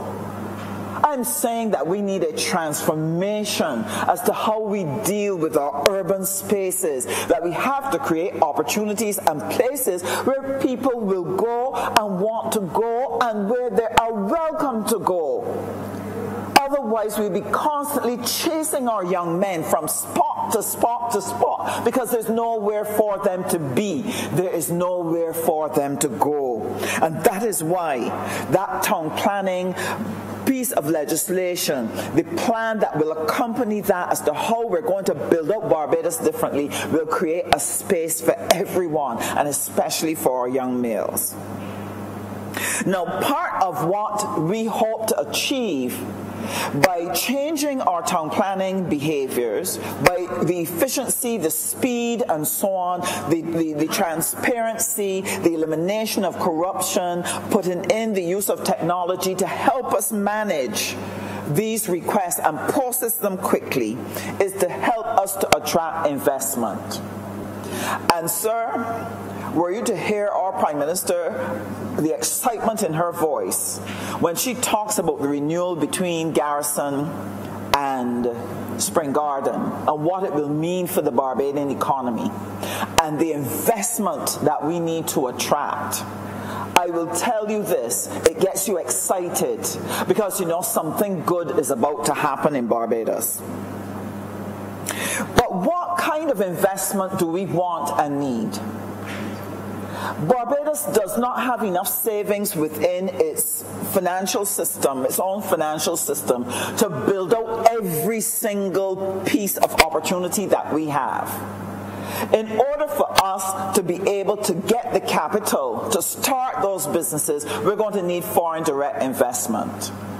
And one of the things the Ministry of Foreign Affairs and Foreign Trade is tasked with is to act in support of Invest Barbados in seeking to uncover from across the world people who would be good candidates for investment in Barbados, to be able to talk to people who express interest. Now, it's true, you have to sort out the good from the bad, the wheat from the chaff, but among the number of people who are approaching Barbados are good opportunities for investment. But we don't only want to attract foreign direct investment. Our leader has stipulated that this next round of investment in Barbados must involve the ordinary Barbadian. That means that our credit unions need to be involved in identifying business opportunities and taking the opportunity to get involved in something of that nature, or supporting people who come to borrow to be able to invest in those particular opportunities. We need to be able to encourage families to look at pooling their monies together and seeking an opportunity that will be made available in Barbados. What are some of the things that we will be creating room for? It will not only be for the regular, everyday, traditional business, but what we're hoping to do is to be able to identify the young Barbadians with dreams and innovative solutions, to give them the opportunity to be able to utilize the existing space to turn their idea into reality. So there's room for people with IT innovations and solutions, and who can take those solutions and market them to the world. We're looking for opportunities for people in fashion design, that we will be able to build a house of couture that will allow them not only to be famous here in Barbados, but to take their place on the world stage. We're looking at the cultural products, and our honorable member from St. Philip West, who has been put in charge of the orange economy, the cultural revolution. We need to be able to provide opportunities for our people to practice their cultural crafts and to be able to display them to the people who come to live and visit here, and then enable them to export it outside of our borders. To be able to look at our culinary strengths, our professional services, to be able to make sure that all the things Barbadians want to do, they can find a good space in which to sell it, to promote it. And I'll tell you why I say this. We're all very conscious that there are people in our society who will not be able to build out a huge business or big business. That person may simply be a vendor, Mr. Speaker. And one of the things our government has promised is that we are going to stop criminalizing vending in this country. I remember when we were last in office, Mr. Erskine Griffith, who was then the Minister of Agriculture, we had a situation where the police were constantly arresting vendors in Bridgetown. But why were they coming to Bridgetown? Because that's where people are. That's where the people are with the money. If they go some of the places people wanted them to go to, nobody would buy from them. So they always took the risk of the illegal vending to be where people are. And I remember that the Ministry of Agriculture went through the country and began to identify spots where you had traffic and had acquired the land, and the whole idea was to be able to set up market spaces in these areas so that the vendors would not have to be illegally vending but could have legal spaces. And the government changed very soon after that, and that was scuttled under the ground. But I'm trusting that now that we have the town planning legislation, that we can revive this, because in the Warrens area there needs to be a place where people can vend safely, vend properly without inhibiting traffic or without creating a nuisance in the area, but to have access to the people who are spending. I want to see that. Now, the town planning legislation does not stand alone. I know that when I listen to Barbadians, they hear and see us doing a lot of things, but it's not hooking together in their minds that this is all part of a plan, not a hodgepodge of things that keep us busy, but rather that there's real systematic planning with a goal in mind.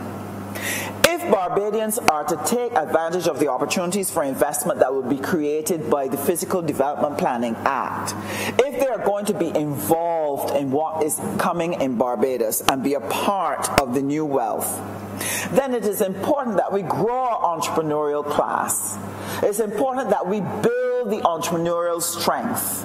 And we did that when we created the trust loans. That what the trust loans were trying to do was to seek those persons who would not ordinarily get the chance to do investment, to be granted a loan by a regular lending institution, to give them the opportunity to get their feet wet with a $5,000 loan, and if they're able to successfully pay it back, to have access to $10,000 so they could build credit. What is that to do? To build the foundation for their participation in the investment opportunities that will come through the Town Planning Act. Then, if they are going to be successful and rub shoulders with international investors, if they're going to rub shoulders with the other people who have more experience than they do in business, then we have to ensure that they have not just the money, we have to make sure they have the skills and the service excellence that will help them to be successful. That is why this government has determined that $30 million for training and service excellence will be a priority for us over the next few years, where all of Barbados becomes a training campus, where everyone from top to bottom gets trained in the very best way to do their job. Why? Because when those investments opportunities come, we don't only want them to set up business, we want them to succeed in business. There is actually method in our madness. We're actively pursuing alternative energy. Why? Because economic production requires electricity, it requires energy of some kind. And if energy is too expensive, then it causes the cost of production to rise. But if we can find alternative sources of energy, where we're able to be environmentally friendly, we're not destroying the environment is clean, but at the same time, to get energy that is cost effective, then our enterprises stand a good chance of keeping the cost of operations down. Then there's the IT transformation that the administration is pursuing. We're looking first at government, but you would have heard the member for the city speak about the smart city that we want to create here. And this is why we want to intensify the work in our schools, so that our generations coming through the system will be IT savvy and be able to use technology in order to be efficient at doing business and converting ideas into reality. And the piece of legislation, another piece of legislation that will be coming shortly, Mr. Speaker, is the new government procurement legislation. That in that legislation, it is going to carve out opportunities for the ordinary person to be able to get contracts, to get business. Because what we are determined to do is to create hope for a new generation of Barbadians. That the thousands of young people who have been able to find work, who've been unable to get a start, who are frustrated, some of whom are running about now seeking to terrorize our nation, those who are the despair of their parents, that they will have an opportunity to be engaged and enfolded in a new Barbados and in the new Barbados economy. And so I want to congratulate my colleagues. I want to commend the legislation to the Barbadian public. I want them to take the time to prepare themselves for the new opportunities that will come. Because while we'll prepare the platform, each of them has something that they must do to participate. That's one of the reasons why in St. James South, what we're doing is we're starting a housekeeping and laundry service because we know hotels will come. So we want to prepare people who are interested in a career in the tourism industry to give them an opening start, career start, and then they can move up in the hotel chain. We're also looking at doing sessions for the people who are getting trust loans to make sure that they enhance their success and be ready to participate in the government procurement contracts. And this is happening not just in my constituency, other constituencies are doing their part in seeking to prepare people on the ground, and I want to commend them for it. So I want to say to the people of Barbados through you, Mr. Speaker, that this government is visionary, this government is competent, but most important, this government cares about what is happening to Barbadians, and the economic growth that we are seeking will free us up, allow us to provide more services, allow people to live more comfortable lives, give us more flexibility with our taxation policy so that Barbados can go forward and Barbados can shine. I'm obliged to you, Mr. Speaker.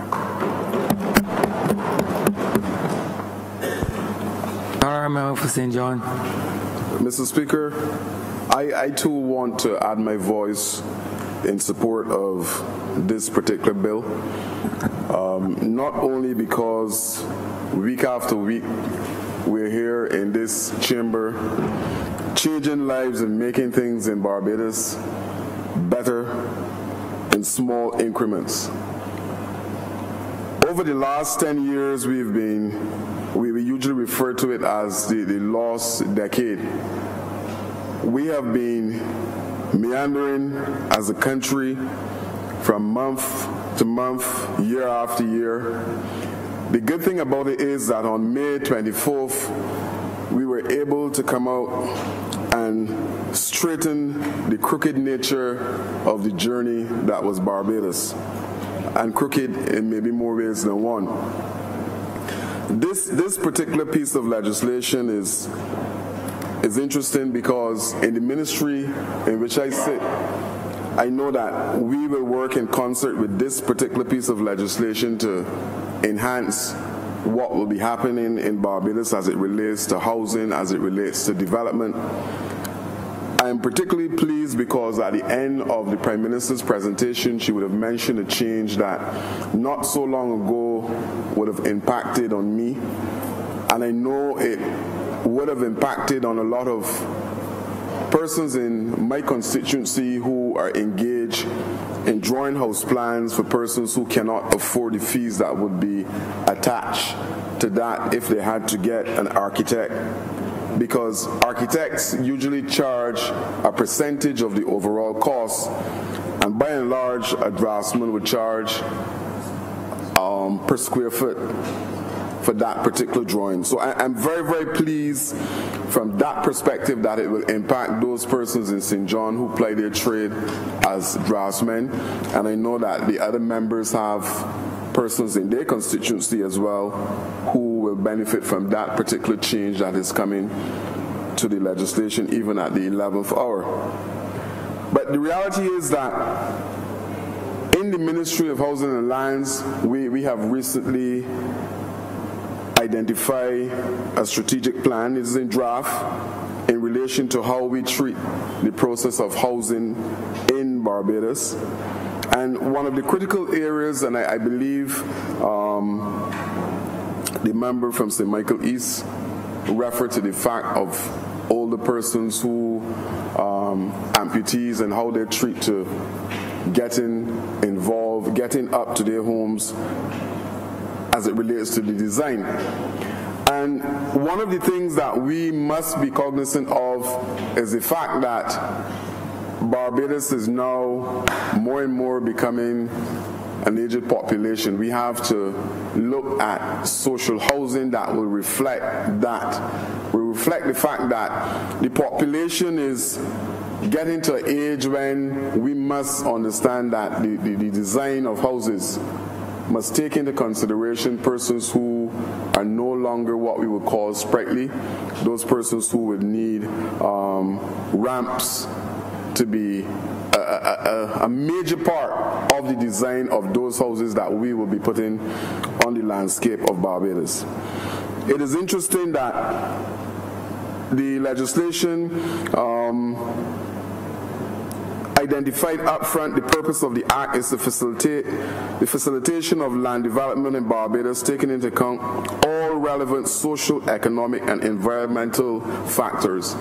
And we're on a weekly basis, we're constantly hearing that we should be prepared for earthquakes. We should be prepared for a major earthquake to hit this particular region. Now, all of us in here would wish that that never ever come to pass.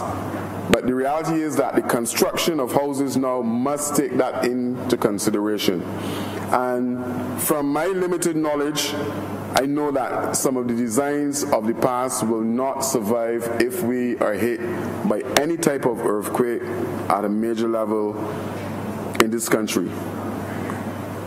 Now, in the Ministry of Housing, one of the things in the last 8 months that I have come to recognize is that the quality of the civil servants in the Ministry of Housing, I mean the skill sets, are at a level that I really believe that over the last 10 years they were stymied by a government that was there without vision. And I know that this particular piece of legislation will now make the Ministry of Housing and Lands run where before they were just creeping. But in particular as well, this particular bill, this particular piece of legislation will benefit persons in my constituency in St. John. And I'll tell you why, Mr. Speaker. Because as I stand here this evening, I have one playing field that is currently in the ministry, or in, I should say, tongue and country planning, waiting approval. And I'm sure that this particular legislation will fast track that. Only last week, there was a landowner who indicated to me in St. John that there's land for development, 50 lots, that he was proposing more than 10 years ago to develop in St. John that would add to the housing stock in St. John. And because of what can only be described as a nefarious government, planning permission was not granted to that particular individual. And based on what is coming now in this legislation as it relates to the speed of approval for projects that will benefit individuals, I believe that very soon that 50-lot housing development will come to the constituency of St. John. In addition to that, there's Crown land in St. John that I believe can benefit from what we call ribbon development, Mr. Speaker. And by that I mean the only thing that we need to do in order to make those house spots a reality is for a land surveyor to go in and survey based on whatever square footage is decided for those particular lots in St. John. And with this legislation, again, that is one of the areas that I believe members in the constituency in St. John, and I'm sure the wider Barbados will also benefit from that. Now, I have an old polyclinic, Mr. Speaker, in St. John that is lying idle, that is going to waste, and I am aware that if submitted in Act's change of use, that particular facility at Gore Hill St. John can come to life again and provide some kind of commerce in St. John and provide work and employment for persons within the constituency of St. John. And this legislation, Mr. Speaker, will trigger that. So I immediately embrace this because I am aware that benefits will redound to the constituency of St. John, and those good people who would have sent me here to this August House will benefit from this legislation. And the reality is that I have talked in this chamber about firewalls, and that is exactly what is happening with the Barbados Labour Party government. that week after week we come to this August chamber and provide firewalls as it relates to stopping fires from burning and burning development and burning people within this country. And this is another piece, this is another firewall, a firewall that will provide opportunities for businesses to now come and invest in Barbados, because it speaks to urban development, it speaks to partial development, partial planning development. So again, FIE must refer to the constituency of St. John. Four Roads is ripe for development. We're ripe for a supermarket. We're ripe for other kinds of development that are visited in other areas. And I believe that I'm here to say that St. John is ready for the type of development that this piece of legislation will bring into fruition. And there's some things that I will speak a little bit about the strategic plan 2018 to 2024 that is attached to the Ministry of Housing and Lands. And I mentioned before about the quality of those persons that are working within the Ministry of Housing and Lands. And one of the things that jump out immediately would be the department that is dealing with what is called the geospatial technology. And I'm hoping that at some point in time, Cabinet and the other members of Parliament would get an opportunity to see the presentation in terms of how that particular type of technology can maybe revolutionize how we treat to housing and how we treat to several other areas in Barbados, including the crime rate. The strategic plan speaks of new construction method, and I mentioned just now the fact that seismic activity is now a reality in the Caribbean, and we must find ways and means of providing new housing solutions that are not the normal housing solutions, Mr. Speaker. Housing solutions that when we get hit with these minor earthquakes, and I hope that it is only that, the hurricanes that are coming down as well are very, very vicious. And if we can find ways and means of doing that, then we can be assured that our housing stock will survive, or at least a large percentage of the housing stock in Barbados will survive as a result of the type of construction that we engage in going forward from now. We speak about population density, and the Prime Minister mentioned that this morning, and it is a concern as well in the Ministry of Housing that we need to find solutions for those particular communities in those particular housing developments where, as mentioned before, 3 and 4 and 5 generations of persons are living within one household. But there's some truths that must be observed. And some of these include the disposal of solid waste. It is becoming a major problem. We know that the Honorable Minister of Water and Drainage would have been doing what he was supposed to do as it relates to the South Coast. But the reality is that storage is a major, major problem within the country, and we need to find solutions as it relates to that. And hopefully the legislation will do that. I know the Honorable Minister of Youth is looking as well to produce his favorite project that he talked about over and over, building blocks. And this particular legislation now will allow sourcing of land to erect those kiosks, so that a lot of our young men that are now adrift on the blocks in Barbados will have an opportunity to use these kiosks. And women, thank you, Honorable Member for St. Thomas. Because the reality is that I was there, I was working with those guys on the blocks. And as mentioned, if there's going to be a building boom, then we need to be prepared, and we need to have those youngsters prepared for that. And the only way that we're going to do that is if we engage in training in the construction industry. I was told recently that very, very soon there will be a shortage of plumbers on this island. I was told by a contractor that just now we will have to be importing labor from our neighbors in the Caribbean. But yet still, we have that situation where a number of our young men, Mr. Speaker, are adrift on the blocks. And we need to embrace that. We really, really need to embrace that. So I am saying that this is timely. It is timely in the sense that it provides an opportunity for us to engage and to embrace the building boom that surely will visit the shores of Barbados and provide opportunities for employment. It will again provide an opportunity for us to see growth in this country after 10 stagnant years.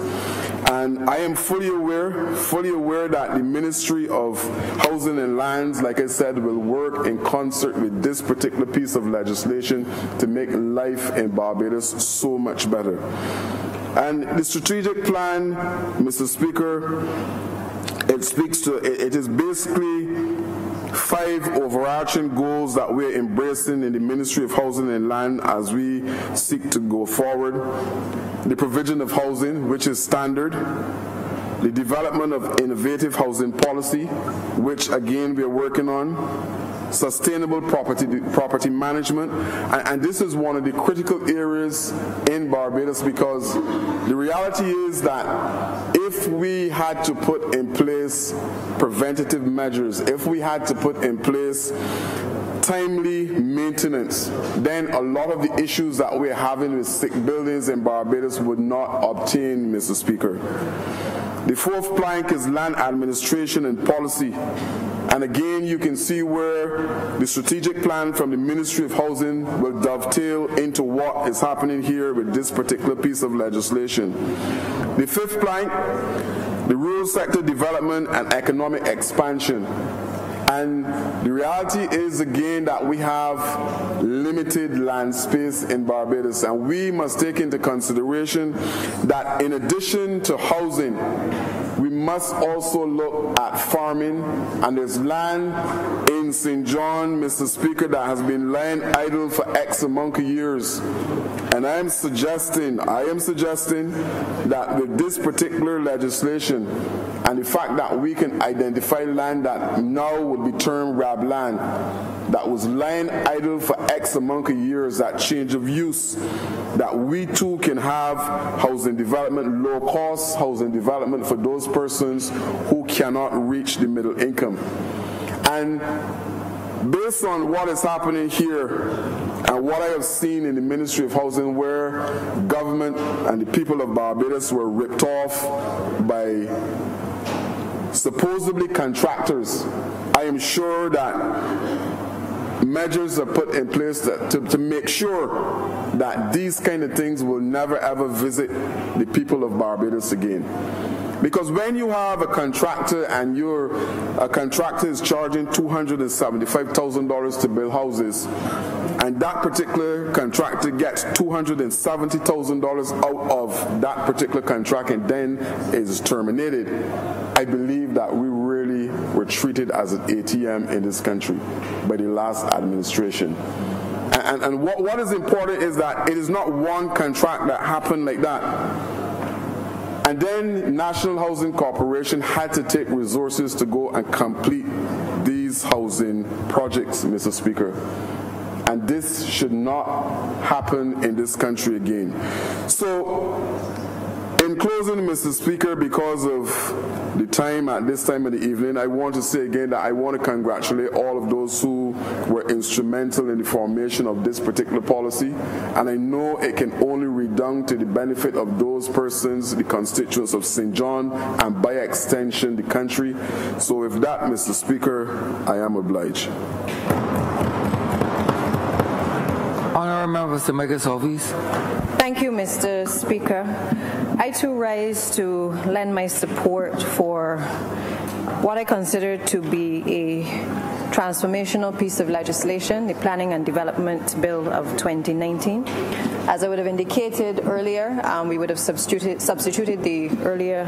withdrawn the earlier legislation and substituted it with the amended provisions, and we will be able to address any of the amendments within the committee stage. But I want to, at the outset commend honorable members who have spoken in this chamber in support of the legislation. I am pleased that the honorable leader of the opposition... I believe that there is one person speaking. So I want to hear one person. And I'm sure the public wants to hear one person at a time. Thank you, Mr. Speaker. And I want to thank honourable members for their contributions, particularly the honourable member for St. Michael South Central, for her contribution and certainly for her work in relation to bringing this to the fore.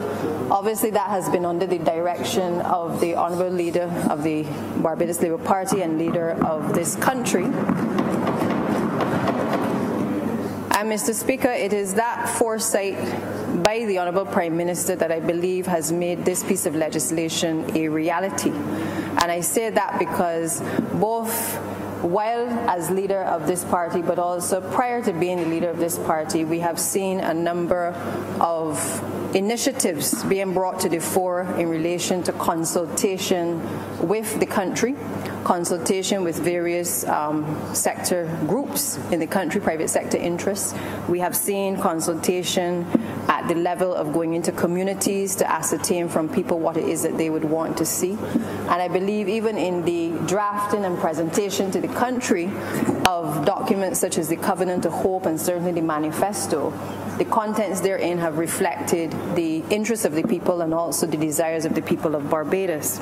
So I would wish, certainly at the outset, to thank all who have participated as I wrap up this debate, because I believe that it is important that the country and certainly the rest of the world understands that this administration believes in the consultative process that must take place if the interests of all parties and all players are to be listened to, but also to be implemented, and if we are to be effective in the administration of our duties. Now, it is interesting that this piece of legislation has a history with the past administration, and I say that because not only the then Prime Minister who was responsible for this portfolio would have, when he took it up in 2011, would have spoken to going into the Town and Country Planning Department, recognizing all of the issues that presented and faced the country that we've spoken about today, all of the delays, all of the issues that developers would have faced, the fact that in some cases he felt that the persons within the Town and Country Planning Department were being unfairly criticized for the delays in the system. But we also, under the last administration, had the honourable member for, I believe it was St. James South at the time, speaking against his own political party and raising the same issues that have led us today to be able to bring this piece of legislation to this chamber. Because that honourable member at the time spoke to the country of all of the things that we have highlighted as to why we have had to bring this piece of legislation to change the way in which the administration of planning applications come to the fore in this country. The thing about it, Mr. Speaker, is that the last administration, while recognizing what needed to be done, took us on a decade where nothing was done in this country. And as a consequence, the frustrations of the people of the Barbados Labour Party heard and they have honoured by bringing this piece of legislation here today.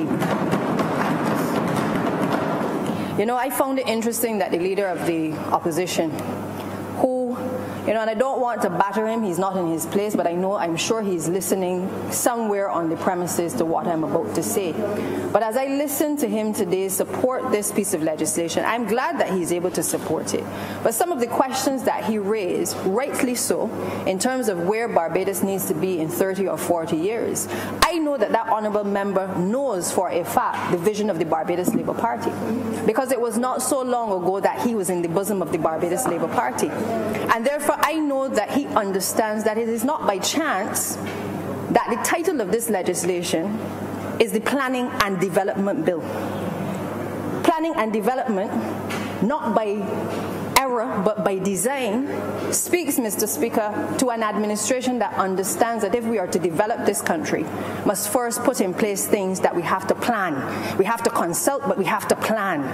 And so it is by no chance that this legislation is called the Planning and Development Bill. And I start there, sir, because I think that for all of us who have come to public life in this last administration, It is a reminder to us in our various ministries that if there is to be any development, if there's to be any transformation, if there are to be the changes that we all have heard on the campaign trail, the electorate of Barbados seeking to have implemented in this country, that we have to sit down and we have to plan with our various officers, and we have to consult with the various people in order to bring to fruition what it is the people of this country would want to see in terms of transformation.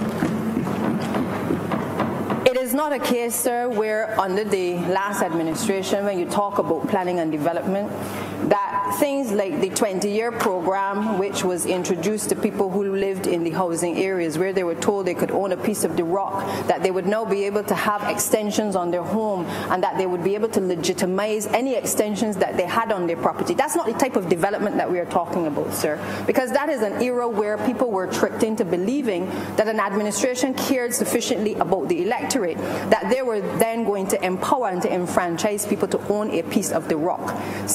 Almost a decade later, sir, we're in a situation where that legislation and the people who should have been working on that legislation have not brought it to the fore to be able to assist individuals who are tenants in these homes to be able to own a piece of the rock. There have been inroads made, sir, but when you are planning, you have to take into account that you have housing units which are not independent housing units. You have now a situation, sir, in this country where there are several elderly people living in units whose homes now need transformation because they've gotten too old. And we have to take into account in our planning, if we are to develop this country, a situation where we must appreciate that in some cases those elderly persons need to come downstairs of their home and they need to be outfitted with bathroom facilities, not upstairs, sir, but downstairs, so that they can be properly accommodated in their old age.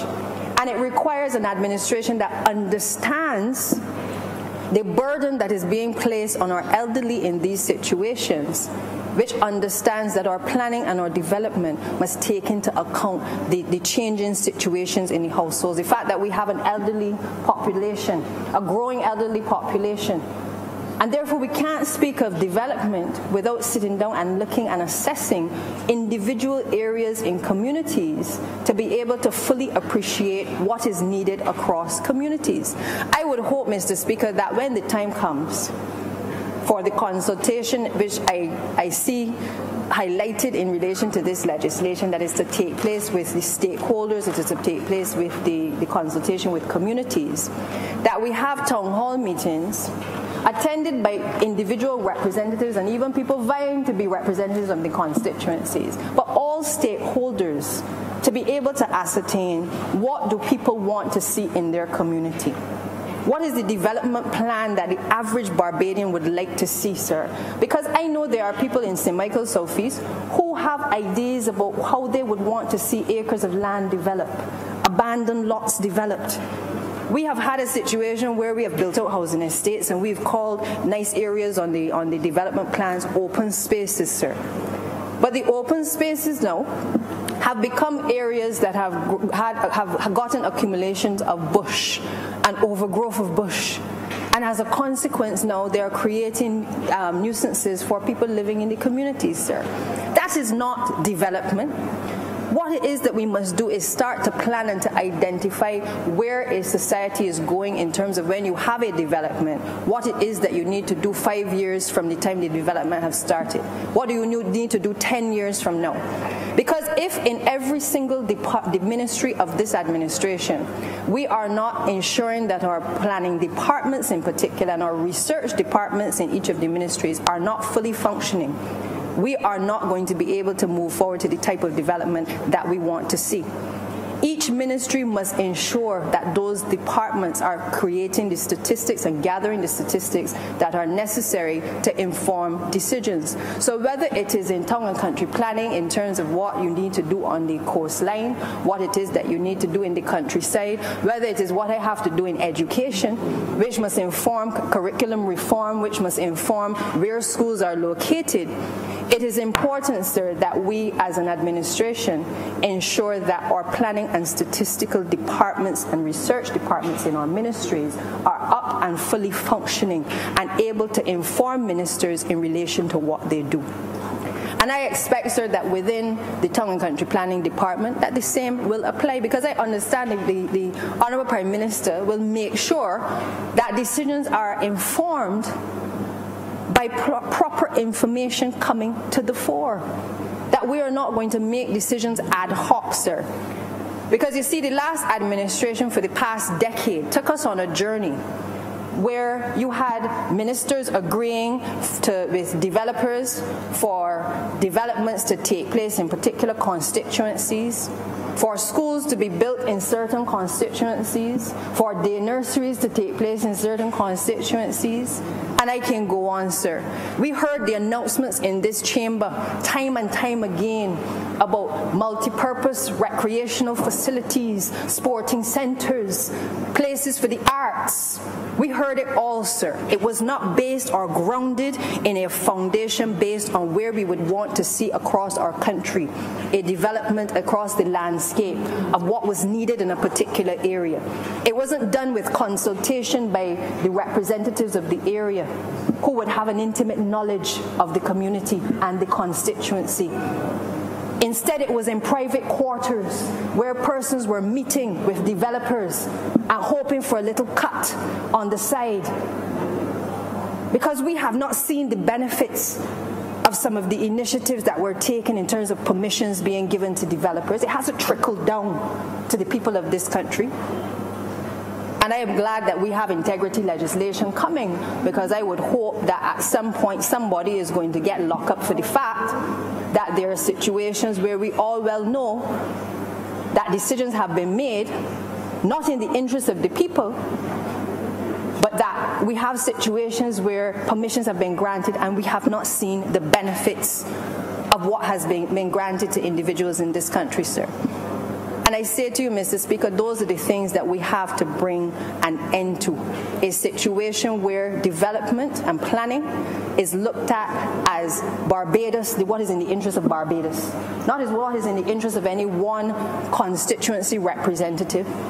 Not two ministers getting together and deciding that they can get a cut of something, but a development plan that takes into account the country and the interests of the country. So roads are not done ad hoc. It's not a situation where people call and say, well, only if the minister is of transport, is a member of the current administration, can you get roads done in a particular constituency. But a development plan which says we need roads that are connecting our infrastructure, that is basically helping to build out the investment that wants to come into the country.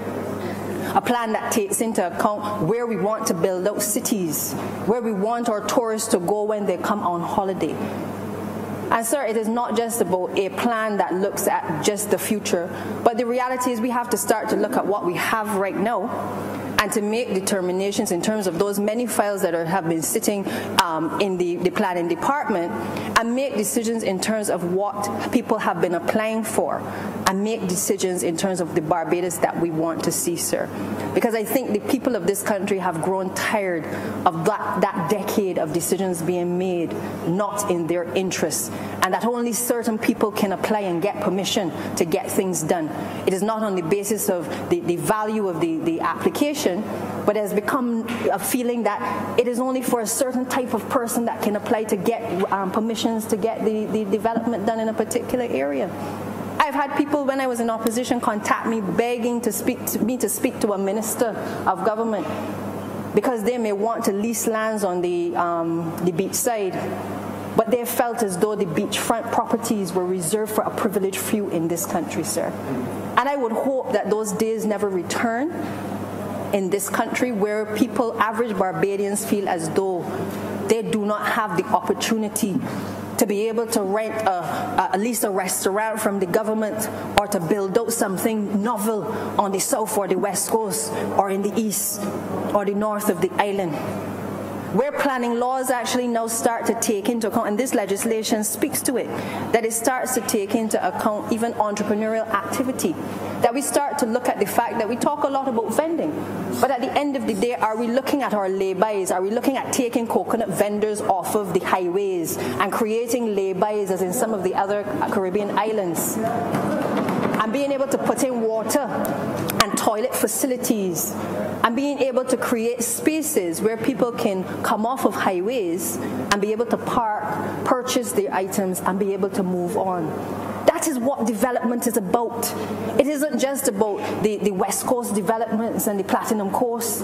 It is about empowering the average man and woman in this country, looking at our spaces, re-looking at our spaces at time, and making decisions in terms of how we can allow the trickle-down benefit to happen to our people across the board, sir. That is what this legislation is about. That is what I understand to be the vision of the political leader, the leader of this country. That is what I understand to be the understanding for all of the members of the Cabinet of Barbados, and certainly this administration, sir. It is about the trickle-down effect. No more should we have that concentration in the hands of a privileged few in relation to this legislation.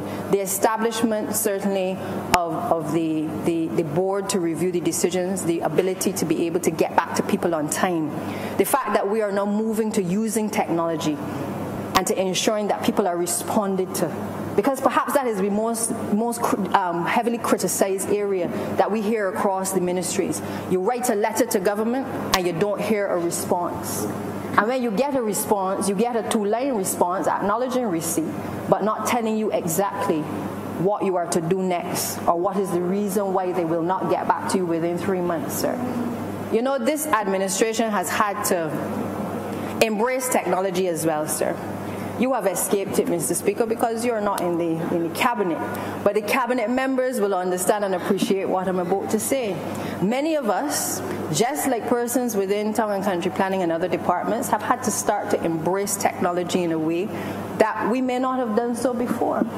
But we understand now that all of this paper is a waste of time.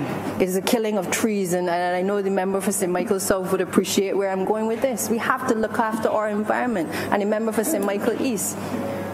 We have had to reach a point in cabinet where we have had to make decisions in terms of the quantity of paper in relation to cabinet papers that come to us, and to be able to move towards technology to be able to access information. I've spoken to the Clerk of Parliament, and that is the direction that Parliament has to go. So that we've started the process, but we need to do more to ensure and to eliminate that we don't have the paper. So I want the country to know it is not just the Town and Country Planning Department or other departments that have had to step up to the plate. The Cabinet of Barbados has also had to step up to the plate. Because we can't be telling the people one thing and then doing something else. If we are going to develop, we have to sit down, we have to plan, we have to consult with our members, we have to make sure that those who are not up to scratch are going to have to be able to be taught and the handheld to be able to understand the relevant technology if we are going to be able to move forward as a cabinet and certainly as an administration. And sir, I believe that, you know, that is very telling, because the one thing that this administration has become known for is leading from the front. And long shall that be. Because it is what the people of this country have elected us to do. It is the expectation that the people of this country have of each and every one of us in relation to what we said we would do. The testimony is in the fact that we have made the town and country planning legislation a priority from in the campaign. We made it a promise to the people that we would bring this legislation, that we would change the way and the ease of doing business in this country. Because we understand that when we have to listen to people tell us that other Caribbean territories are doing better than Barbados, while we love our Caribbean neighbors, we don't want to know that the Barbados that was known for punching above its weight has no longer been punching for the last decade. We love our country so much that we remember the time when Barbados was highly regarded, when the rest of the region looked up to us as the voice and the answer and the solution to problems across the region. And it is there that all of us in this administration and this country want to get back to. So in terms of this legislation that has been presented here today, this is not even the beginning, because we have perhaps been an administration that has come to Parliament more often than certainly the last administration in their tenure in the last decade, with legislation after legislation, and not legislation that was, as the Prime Minister said, not was perfect, but it was almost perfect, because we understood that if you consulted with people and you allowed people to have an input, you lessen the impact of things going wrong or things not being applied correctly.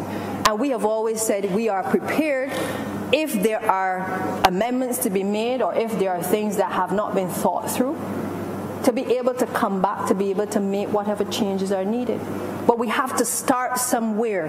We have to start the ball rolling, and we have to have that conversation continuously with the country where people appreciate that consultation is the only way that we are going to be able to plan effectively, and equally, that is the only way that we are going to be able to develop this country. Now, Mr. Speaker, I embrace this legislation wholeheartedly because things like environmental assessments, particularly in light of the conversation that we've been having with the country about expanding the island and taking in and reclaiming lands, I believe that these things are things that must not only be spoken about, but things that the average Barbadian must be able to be comfortable that before any further development is done on this island or any lands are reclaimed, that environmental assessments are something that become the norm.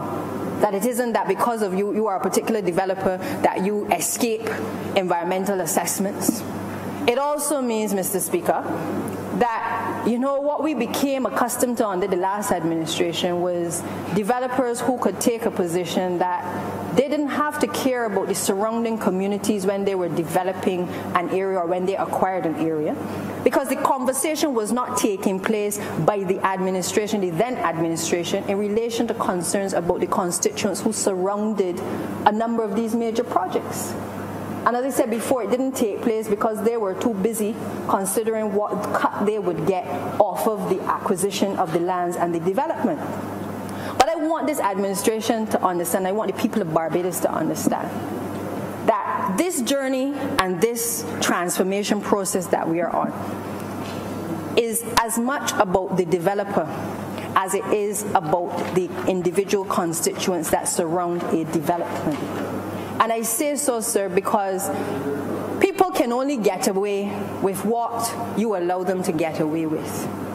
So if you give developers permissions, but you never have a conversation with them about what matters to you as a leader, what matters to you as a minister, they will take you for a ride.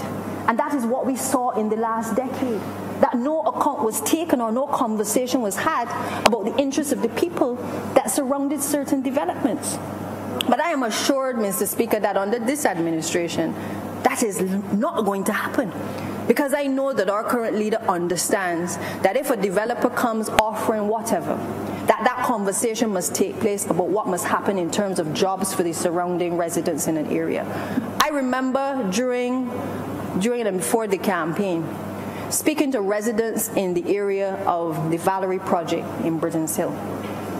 And I remember concern being expressed by young men and women around in the surrounding areas, around the clay parks, upset that they had skills in the community, but they were not able to be part of the labor crew that had been engaged to assist with building out the property. Completely ignored, not even a conversation by the powers that be in relation to engaging those individuals.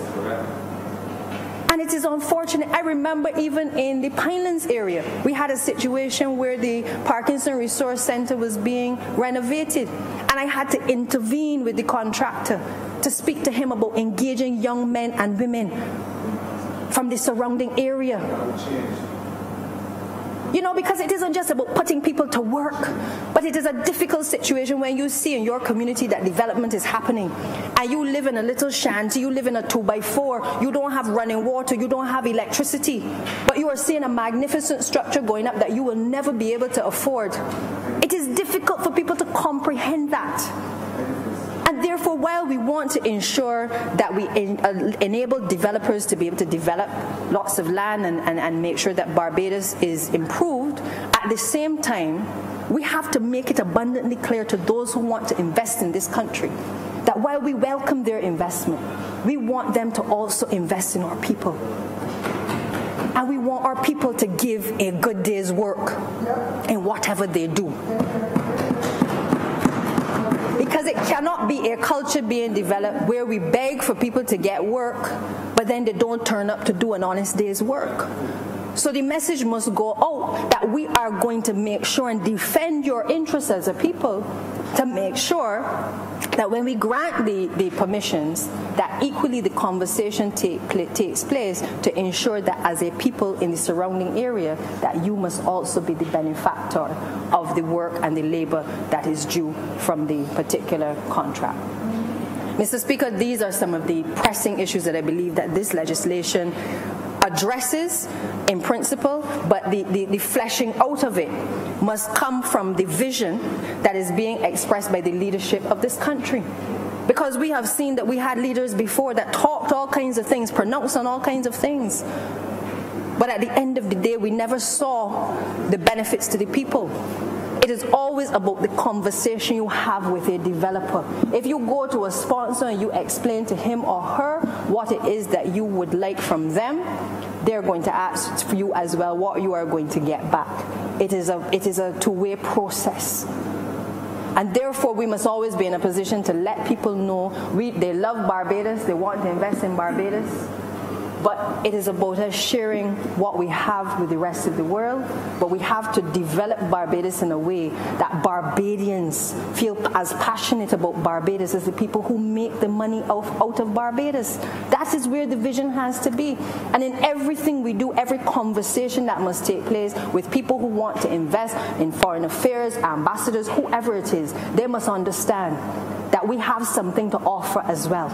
It isn't simply about what they can bring to Barbados, but we must equip ourselves in our various ministries to ensure that our people are adequately competent to be able to work in these various sectors that are created, that they're able to set up their entrepreneurial activities. We are the ones who have to ensure that the skill set is provided. We can't simply wait on investors to come and then hope they're going to hire our people, but we have not prepared our people for the types of work and the engagement that is likely to arise from the types of development that we are likely to bring to our shores. The other interesting aspect of this legislation, Mr. Speaker, is the fact that there will now be for certain the regularizing of various unauthorized developments. And I think for me that excites me because I know that there are a number of concerns that people have expressed in relation to having extended their properties, having erected structures, and that uncertainty that comes with not knowing whether somebody is going to come and serve a notice and stop them. Including the housing estates. And I think that we have to, in our policy making, we have to ensure that those consultations take place, that we are clear, particularly in the regulations that the leader of the opposition would have mentioned, in the fine print. Make sure that people understand clearly what is authorized under this legislation. Because we don't want a situation where people don't appreciate it and then they come into conflict with the law. But we have to ensure that those permissions, now that are regularized, that people are clear precisely what they are. Because attempts were made in relation to the housing estates to do that, but then we still have confusion in terms of the landmark areas which would demonstrate where boundaries are. We still have concerns in respect of structures. We still have the issues with the conveyances. There are still outstanding issues that need to be addressed, even in respect of authorizing these illegal structures or authorizing things that would have been unauthorized previously. Mr. Speaker, I also want to mention the fact that in having a physical development plan, I believe it is very important. I had the privilege a couple of years ago to visit the People's Republic of China, and I remember going to various cities, what I considered museums at the time, where in each of the communities there were models of what the cities that were under construction would look like in the next 5, 10, 20 years. It meant, sir, that residents in communities could see where their particular community was going in terms of development. It meant that the People's Republic of China understood that they had to take people out of poverty. It meant that in densely populated areas, whether it was in the country areas or otherwise, that they had to ensure that they catered for the most vulnerable, sir. And I would hope that within this policy, that consideration certainly is given, and I know the Prime Minister has spoken to this today as well, and she has repeatedly spoken to it, certainly in St. Michael's Southeast in the city and other areas in respect of the densely populated areas of our country, where we are seeing a number of socio-economic problems arising as a result of it. And I know that in looking at the aspect of policy, we have to certainly look at those particular areas and make them a priority. It is not by chance that each member of parliament in here will call specific areas every time they speak about densely populated areas. From the time I was a child, I was hearing the same areas being spoken about as being densely populated. The same statistics will show you, sir, that some of the same people are coming from the same areas and committing crimes, sir. It is not by chance. And therefore, in terms of our planning and our policy objectives, we have to address this as a matter of urgency. It gives us no pleasure in having to continuously identify areas as trouble spots, when each of us know that at the core of the problem are issues of housing, are issues of poverty that plague these particular areas within our society. It is not by chance. And therefore, when we speak of planning and policy, we have to, as a matter of urgency, if we do nothing else, we have to engage people in terms of housing development. We have to engage people in relation to addressing these issues urgently, sir. I know that the Pinelands area has been identified as one of those areas. The city has been identified as one of those areas. I believe Gall Hill and Silver Hill, and there are many others. But the problems and the circumstances which lead to criminal activity is what connects all of these areas. I implore certainly on the persons within the planning department to give this great consideration and priority. We can do our part in relation to incentives, sir, that can be provided to people to assist, but I do believe that it must be given priority within the next few months, certainly. Now, Mr. Speaker, I totally and wholeheartedly support, as I said before, this particular piece of legislation. I would hope that in the course of the next few months, the consultation will continue, the discussions with the public will continue. Certainly, I know that the planning department will certainly continue to receive concerns and certainly, any areas or challenges that are being experienced. And I ask the public of Barbados to be patient, because it has been, we are now correcting the wrongs, but we know that there may be teething problems, whether it is with the technology, whether it is with making sure that the particular changes are made within the department, whether it is in relation to going through the numerous files that have been left for the Prime Minister to assess, or the town planner or the board. And so, sir, I would wish to beg to move that this bill be read a second time. Question is that this bill be read a second time. All those honorable members in favor, please say aye. Those against, please say no. We think the ayes have it. Mr. Speaker, I beg that you do not leave the chair and that the House resolve itself into committee for further consideration of the bill. Have the elector. Have the elector member.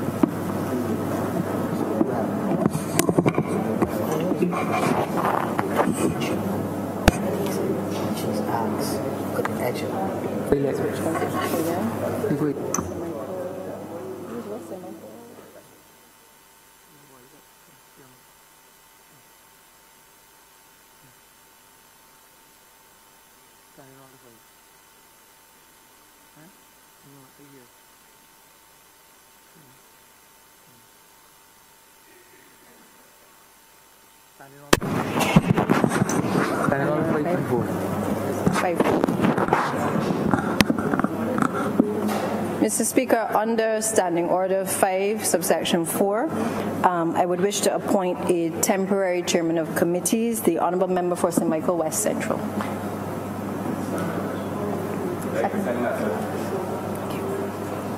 Question is that the Honourable Member for St. Michael West Central be elected temporary chairman of committees.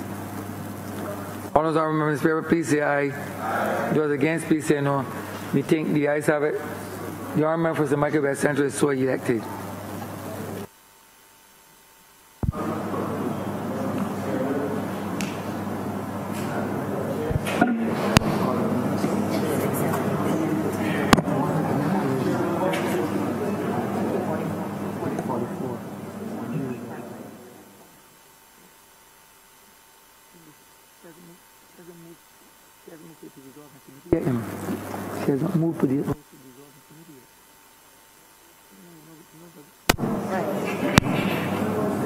Mr. Speaker, I beg to move that the House do now resolve itself into committee for further consideration of this bill. The question is that the Honourable Speaker leave the chamber and the House resolve itself into committee for further consideration of this bill.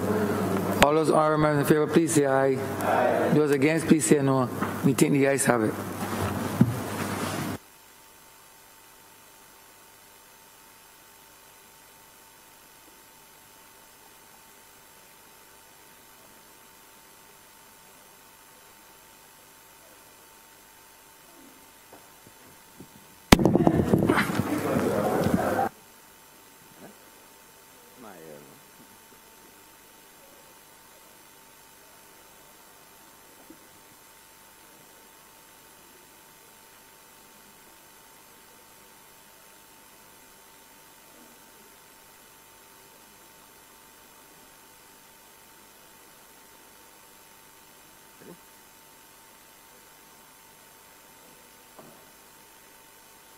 The House is in committee.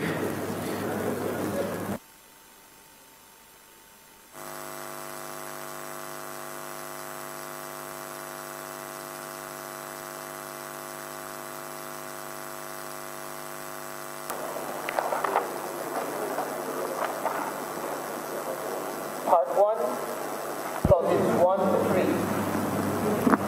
I beg to move, Mr. Chairman, that Part 1, clauses 1 to 3 do now stand part. Second that.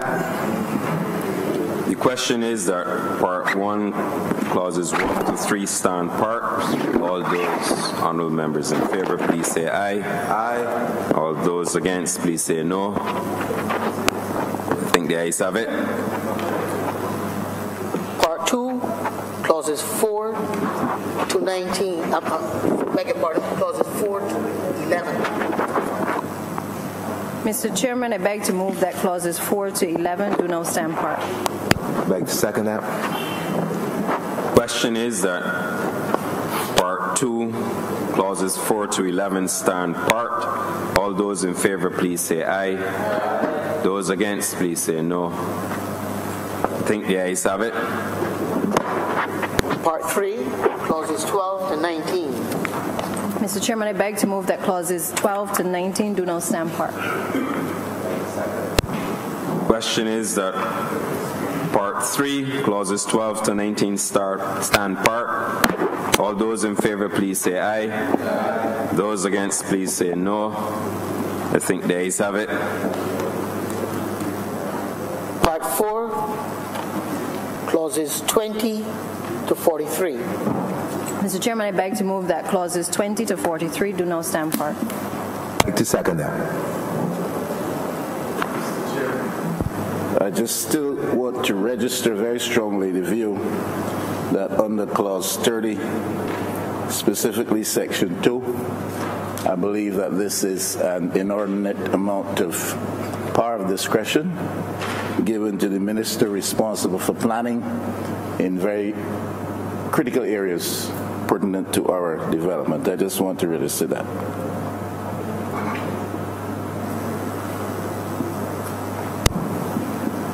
The question is that Part 4, clauses 20 to 43 stand part. All those in favour, please say aye. Those against, please say no. I think the ayes have it. Part 5, clauses 44 to 51.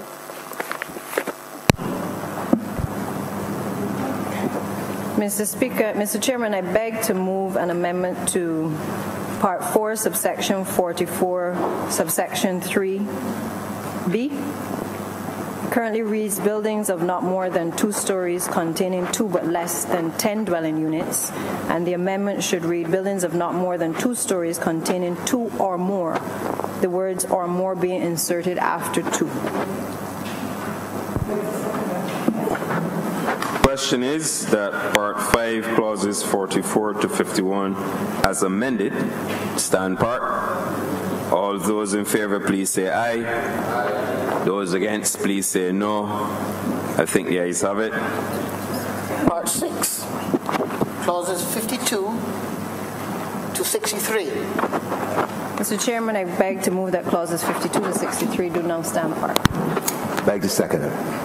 The question is that Part 6, clauses 52 to 63 stand part. All those in favor, please say aye. Aye. Those against, please say no. I think the ayes have it. Part 7, clauses 64 to 68. Mr. Chairman, I beg to move that clauses 64 to 68 do now stand part. The question is that Part 7, clauses 64 to 68 stand part. All those in favor, please say aye. Aye. Those against, please say no. I think the ayes have it. Part 8, clauses 69 to 80. Mr. Chairman, I beg to move that clauses 69 to 80 do now stand part. The question is that Part 8, clauses 69 to 80 stand part. All those in favor, please say aye. Aye. Those against, please say no. I think the ayes have it. Part 9, clauses 81 and 82. Mr. Chairman, I beg to move that clauses 81 and 82 do now stand part. The question is that Part 9, clauses 81 to 82 stand part. All those in favor, please say aye. Aye. Those against, please say no. I think the ayes have it. Part 10, clauses 83 to 85. Mr. Chairman, I beg to move that clauses 83 to 85 do now stand part. The question is that Part 10, clauses 83 to 85 stand part. All those in favor, please say aye. Aye. Those against, please say no. I think the ayes have it. Part 11, clauses 86 to 94. Mr. Chairman, I beg to move that clauses 86 to 94 do now stand part. The question is, sorry, a second. Sorry, I don't remember. Is that Michael West? Yes, Mr. Chairman, again, I want to register my concern over the awkwardness. Clause 86, 2, where it is obvious that the tribunal is a creature by appointment of the minister, whose actions are then subject to review by the said tribunal. I think that is awkward. So noted. Okay. The question is that Part 11, clauses 86 to 94 stand part. All those in favor, please say aye. Those against, please say no. I think the ayes have it. Part 12, clauses 95 to 110. Mr. Chairman, I beg to move that clauses 95 to 110 do now stand part. The question is that Part 12, clauses 95 to 110 stand part. All those in favor, please say aye. Those against, please say no. I think the ayes have it. First schedule. Beg to move that the first schedule do now stand part. The schedule to the bill, sir, do now stand part. The question is that the first schedule be the schedule to the bill. Sorry? The question is that the first schedule be the schedule to the bill. All those in favor, please say aye. Those against, please say no. I think the ayes have it. Second schedule. Beg to move that the second schedule be the second schedule to the bill. Second. The question is that the second schedule be the schedule to the bill. Those in favor, please say aye.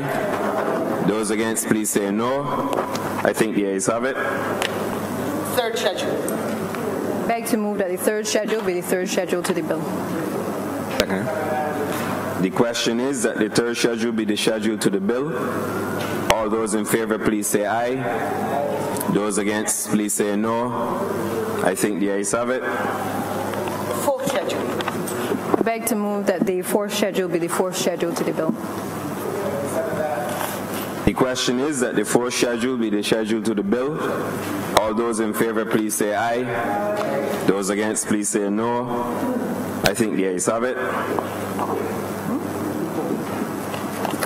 Mr. Chairman, I beg to move that you do now report to His Honor, the Speaker, the passing of one bill in committee with amendments. The question is that I do now report to His Honor, the Speaker, the passing of one bill in committee with amendments. All those in favor, please say aye. Those against, please say no. I think the ayes have it.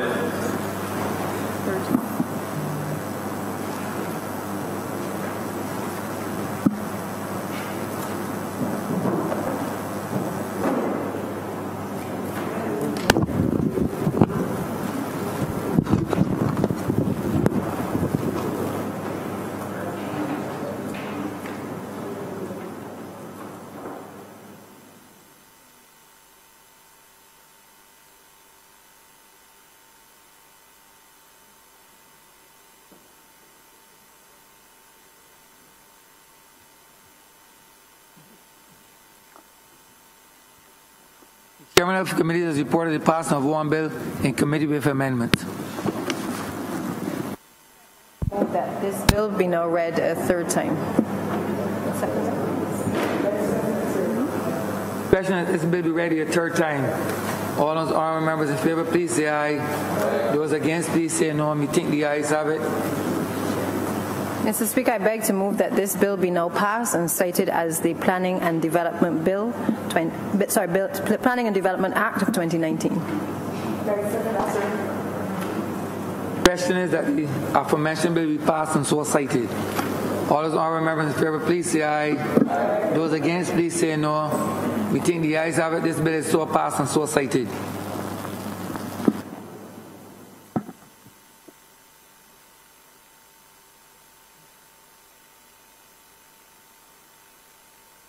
Mr. Speaker, we have come to the end of today's sitting.